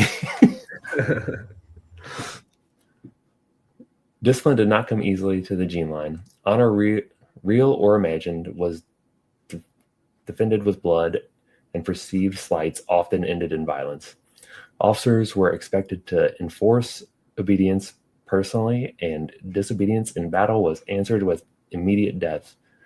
They were what people call the commissars now. Trial by combat became the Legion's chosen method of resolving disputes. Open discord settled in blood was not shameful but respected, even sacred. Challenges for command were rare, but when they came, they were fought to the death. After the betrayal on Isfahan III, the Legion turned inward and feral, increasingly uncontrollable even to its allies. Psychosurgical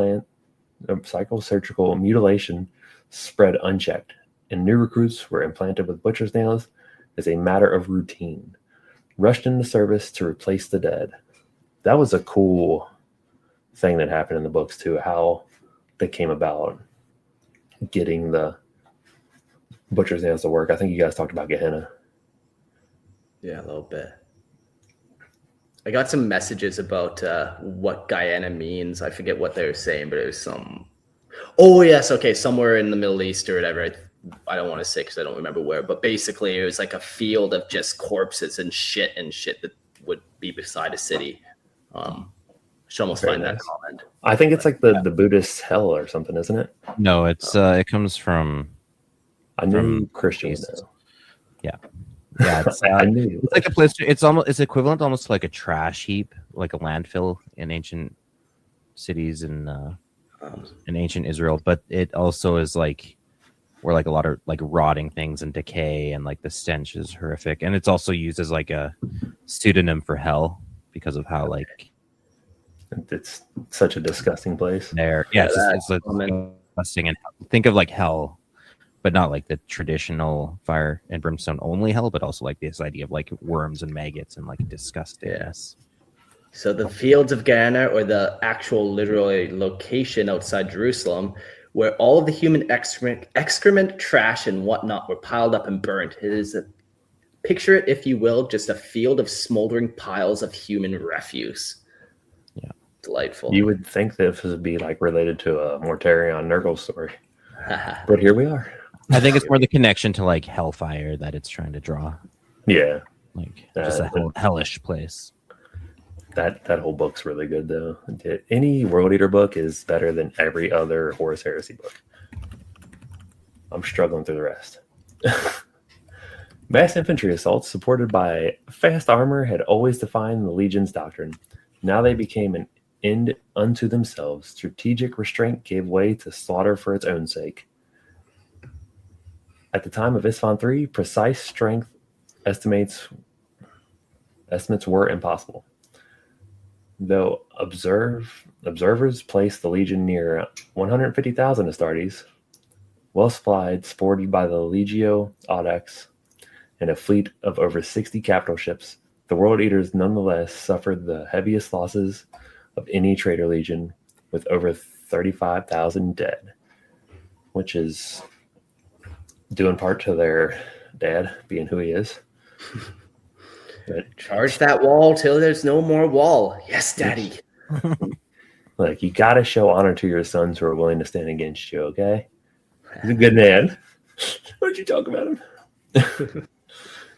Many more were broken entirely, consumed by uncontrollable bloodlust, chained and removed from the battlefield, not as warriors, but as liabilities, too loyal to die and too ruined to fight. Which these were the Red Butchers. Like, they literally chain these guys up, and they talk about it. They're hanging in the bows of the ship. So you just hear them screaming and frothing at the mouth because they can't do anything. They want to fight, and they're just stuck there.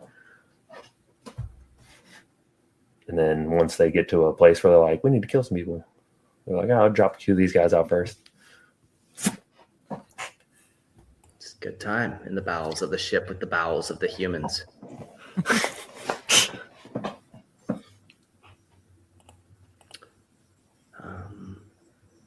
So there are some special units that the World Eaters have. You know, they got all your classic Legion units. They got tacticals. They got devastators. They got all that stuff. But they got some special ones too. So we'll start with the Devourers. The Devourers stood as the deadliest inner circle of the 12th Legion. A warrior cadre sworn not to the Legion, but to Angron alone. Whether the Primarch required protection was irrelevant, loyalty demanded proximity. Encased in Terminator plate and armed with the most merciless weapons the Legion could forge or seize, their number was fixed at 12. Entry was purchased only in blood, by slaying a Devourer in single combat, or if one fell to an enemy through open challenge where many entered and only one lived. Let's see if I have a picture of these guys. I have to jump in here because it's hilarious. Angron hated the Devourers. They were constantly around, but proved no point to him because in his armor he could run. The Devourers were in Terminator armor. They can't run. They can't keep up with him. So he was like, these guys are useless to me. But they would follow him to everywhere. So they walk into a room and Lorgar's there, and they walk in and Angron's talking to Lorgar, and then Lorgar's like, hi, to the Devourers, and they're like taken off guard because like, we exist. Primarch acknowledged us. So like they're like, oh, that like awkward guy at the party who doesn't know how to talk to other people. Weren't they also kind of looked down on because like Angron's like, I don't need bodyguards, like I'm a freaking god of war. He hated them. Delvaris and Karn were both invited to join, and they both turned it down. Yeah, and it'd almost be a dishonor. Yeah, because they're like, most Primarchs, like it's an honorable position to be included in their bodyguard. You're like a trusted companion, and like, but no, not with the world leaders. Not with them. You're just that guy who's not fast enough to keep up with what's going on. The next squad we have is the Rampager squads. And the Rampagers were assault formations drawn from the most violent and uncontrollable of the world eaters. Warriors who had endured the implantation of cortical berserker devices and were deemed unfit for standard line service. Some were so far gone they could only be restrained between battles, earning the name Kadere, the Butchers, or others imposed iron discipline upon their madness, mastering brutal weapons inspired by the gladiator arms of Angron's past and the savage cultures of the feral world that led the Legion's ranks. There's some models of these guys, and they look pretty aggressive and like, The only thing I hate is with a lot of world eaters, they do like no helmet stuff because they want to show the Butcher's nails, obviously. Yeah. But like I think there might be multiple books. They're like, we're not stupid like the Space Wolves. We wear our helmets because we're not going to get shot by that guy. Like, we're not going to take a sniper shot to the face. We're going to wear our helmet. So it's funny that they do that on a lot of the minis. Yeah. But there's the meteor hammer. The Rampager squad is also cool because they also are only wearing like one arm of their armor as well, so the other armor is exposed. Exactly. Oh, dude, what? Fucking AI is incredible nowadays. I took that one art that we loved, and I said, recolor this into a Khorne Berserker. Pretty simple fucking thing, and that's what it did with it. Like, obviously, we could get a little closer. I wish that he had some bunny ears on him, so I asked, put some bunny ears on him. And that was your mistake. You should have used the proper thing. I should have used the proper one. No, that's the one. No, that's the one. That's the one. Give me literal bunny ears. AI is so crazy nowadays how far it's come. It's so quickly, but now we have even better artwork of that artwork. So sleep well. That's sick. I do love that. Fucking tight. I still love my old world eaters though, white and blue. All right. Next up, we have the Red Butchers. Upon the killing fields of Isvan 3, world eaters on both sides were consumed entirely, reduced to howling engines of slaughter beyond command or reason. Where such warriors were once put down, the Legion chose a crueler path. Subdued, chained, and entombed within customized Terminator armor, part warplate, part cage, they were remade by the Tech Marines into living weapons. Suspended in holds of warships screaming and thrashing, the Red Butchers were born. So yeah, exactly the group you mentioned earlier in the bowels of the ship, just losing their minds. Absolutely love it. And like, I don't know if you can, I think it's in that picture. It looks like there's like a big like ring that's like kind of locking their armor together. Yeah, because they keep them literally like locked in this shit. They don't even let them out. You just live in this thing. Welded them into their suits of armor. Yeah, just leave them there. Like, yeah, they're very dangerous now, but at least they're slow. We can outrun them. Yeah, they're. I think in StarCraft they actually seal their Marines into their armors too. I think they're welded in. You mean Well, Warhammer aren't they Light? like prisoners though, or something? Yeah, they're more like recruited as inmates, but just a nice little connection. That's all. Yeah. All right. Next up, we have the Red Hand Destroyer Assault Squads. Within the 12th Legion, bearers of the Blood Hand, also called the Butcher's Mark, were not united by friendship, but by rivalry sharpened into hatred. The mark, valued above nearly all honors, signified unmatched ferocity, towering body counts, or the sanctioned slaying of a superior in single combat. Among the destroyer companies, these warriors formed the Red Hand cohorts, forever at the vanguard, howling for blood as they fought to prove themselves worthy of the stain they bore. So I love these guys, and I wish I could remember the guy's name. There's a guy who checks on Karn a couple times in the book, who is one of these. It's like his name's like Scan or Scar or something. But when he's described, he's that jump pack assault marine, but he's in all black, and I'm like, okay, this is me, all black all the time, Flying around the skies, chain axe and in hand, baby. Come on. yeah. Okay. Yeah, I think I don't know you very well, but yeah, I think that's you, Toasty. I think all the legions have destroyer squads, don't they? Yeah, because that's what. Yeah, not all. Abaddon's part of the destroyer squad for. No, is he not? No, he's like a Terminator. Yeah. Well, I don't mean they're all jump pack marines. I think a destroyer squad is they're painted black. Because Abby's always painted black. Yeah, no, they're part of another elite unit that paints their stuff black. The destroyer squads are like, the Justarian bodyguards of Horus. Okay. There are other destroyer squads that do the black thing. Some of them I think are like more geared for close quarters, and then I think some use like the really potent weaponry that's kind of forbidden, like phosphex and stuff. Okay. So maybe that was my thing. You just assumed because he was painted black that he was. Yeah, he was automatically a destroyer to me. Okay, that's just where we're at. I go by world eater knowledge, not by anybody else. No other legion means anything. Hey, he's like me. He must be like me. Friend. After covering the Red Hand destroyer assault squads, we also have the destroyer squads, shunned by many legions. This might be me actually. Hold on. Destroyers wielded weapons forbidden to most of the Imperium, sanctioned only by the Emperor's decree. Rad arms, bioalchem munitions, and the crawling horror of phosphex stained both battlefield and bearer alike. Their armor was scorched and corroded, and many brothers regarded them as tainted necessities, loathed yet indispensable when enemy defenses demanded utter annihilation. So that's what it was. The phosphex makes it black, and then so they got the black because of that. Abby just wanted to be okay. He's just a wannabe destroyer. Okay. Yeah. Good.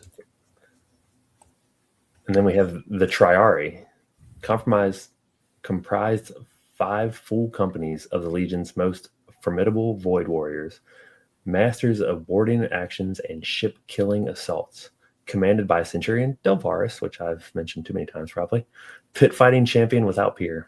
They were bound by iron oath to defend the Legion's flagship, the Conqueror, unto death, loyal not to glory, but to their own.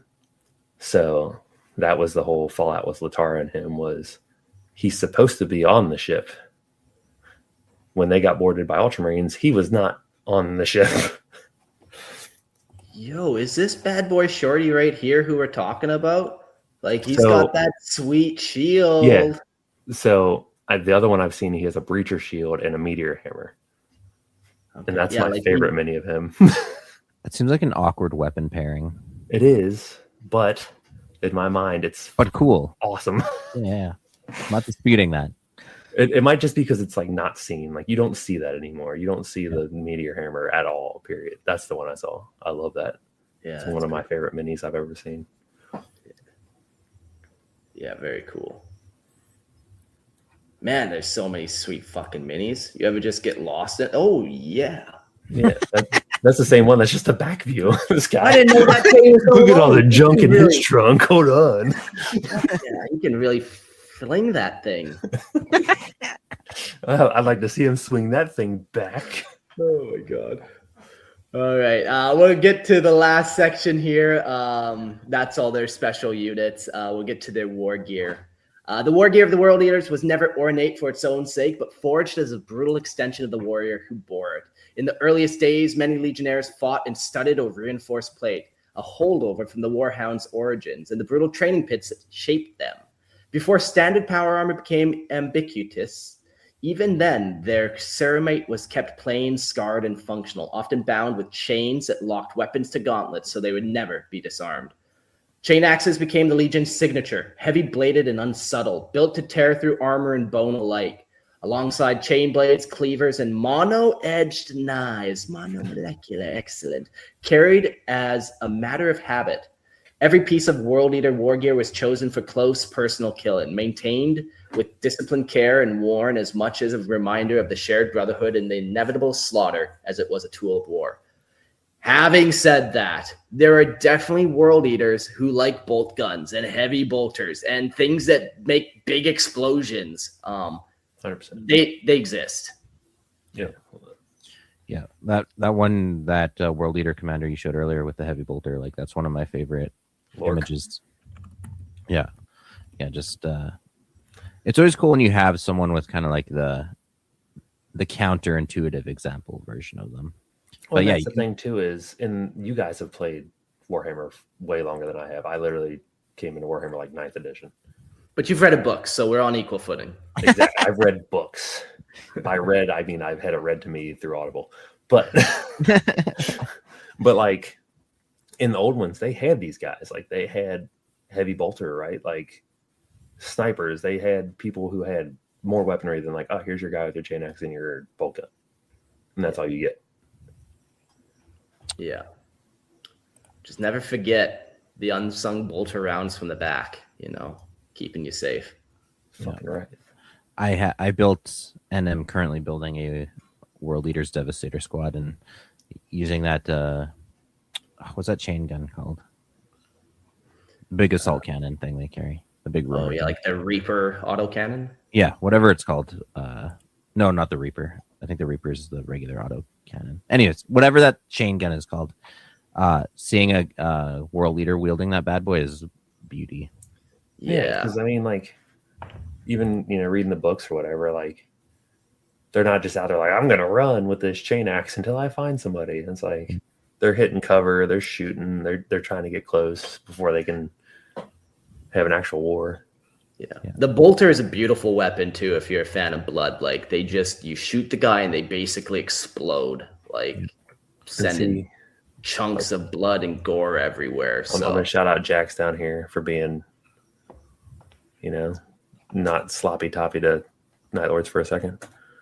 But he points out like that there's a squad of snipers out there who's World Eaters. There's the game I feel like now is more, all right, if we can give you your minis and you can play these minis, this is what you'll do.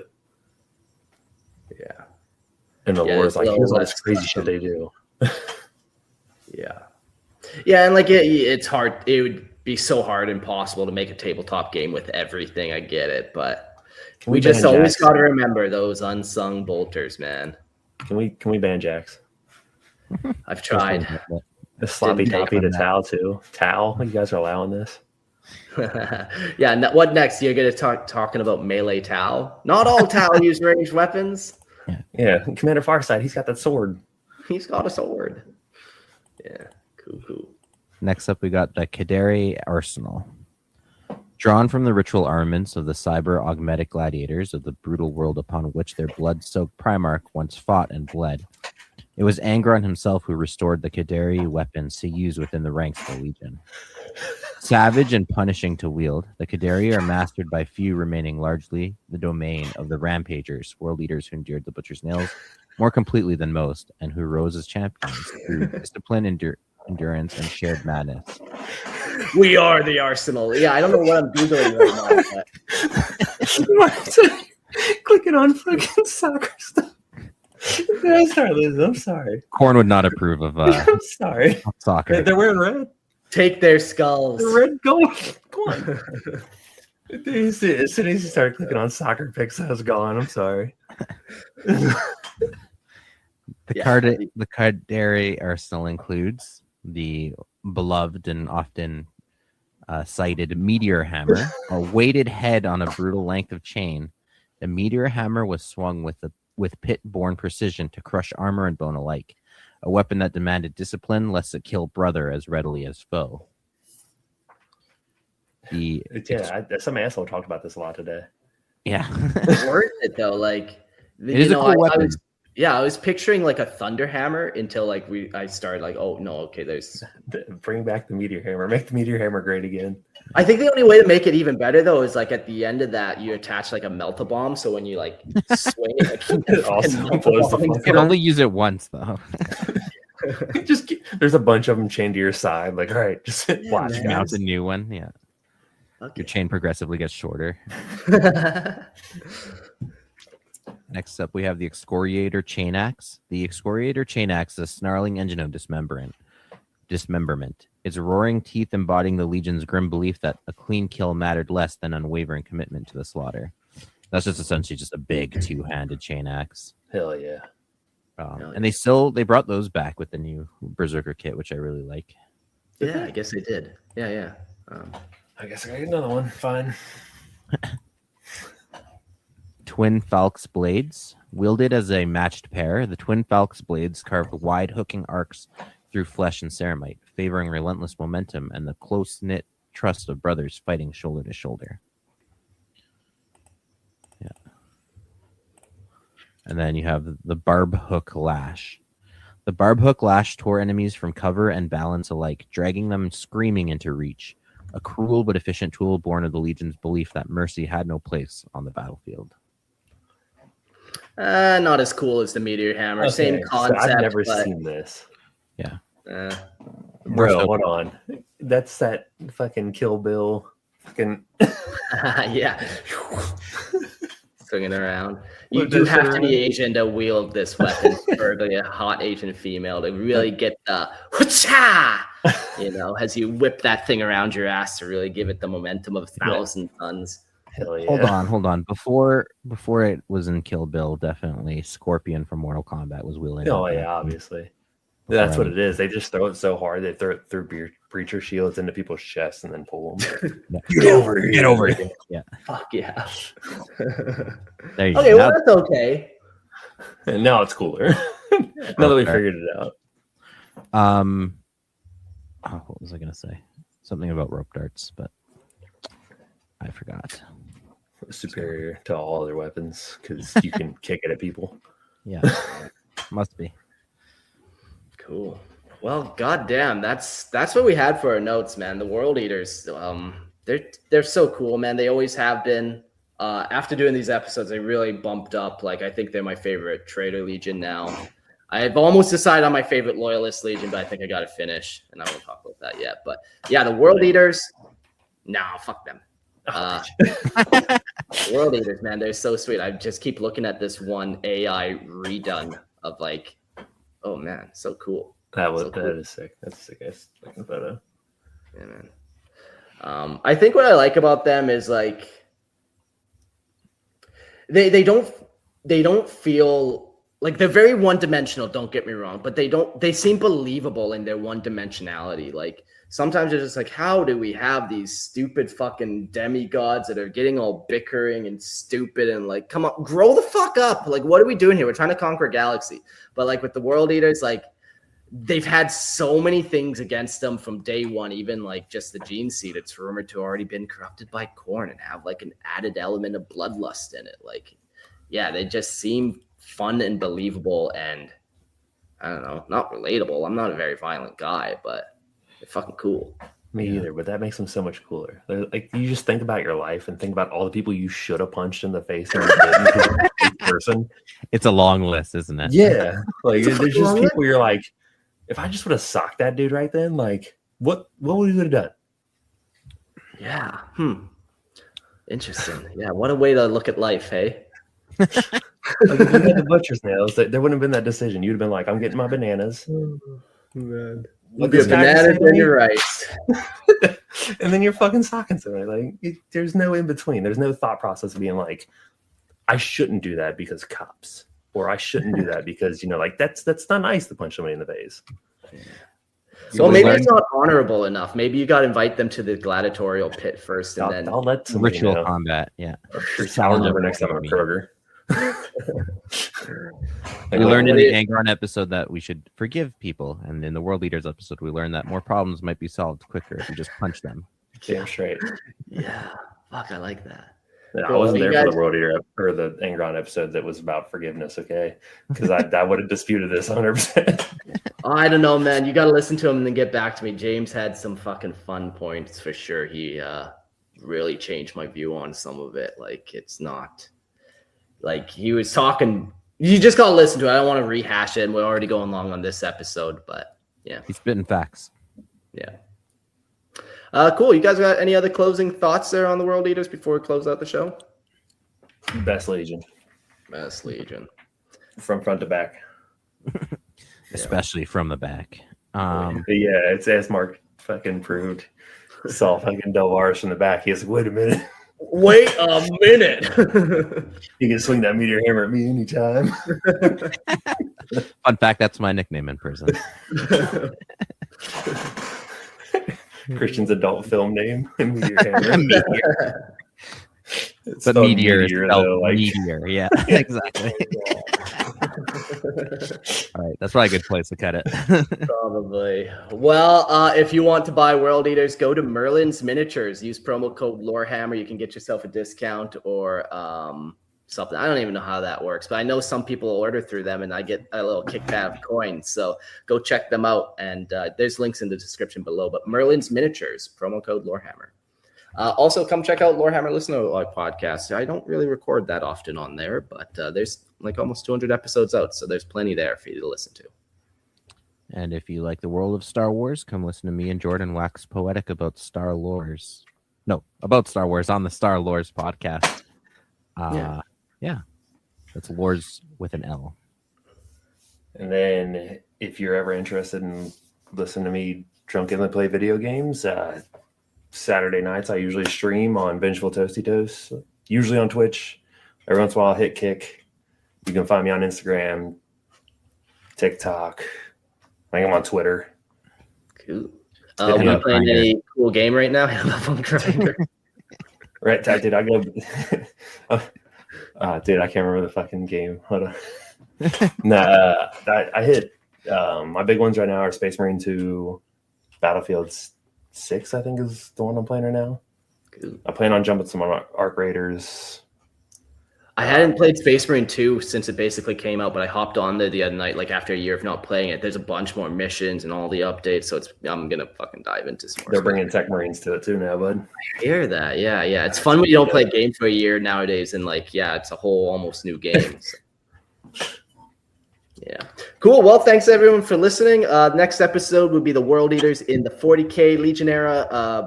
Believe it or not, they become pacifists. So I'm excited to see how that transformation happens. But you have to stay and pay attention to the next episode. So see you Cuddle later. bunnies. They became the cuddle bunnies, as we seen with the picture. All right, everyone. You guys have yourself a good night. Peace.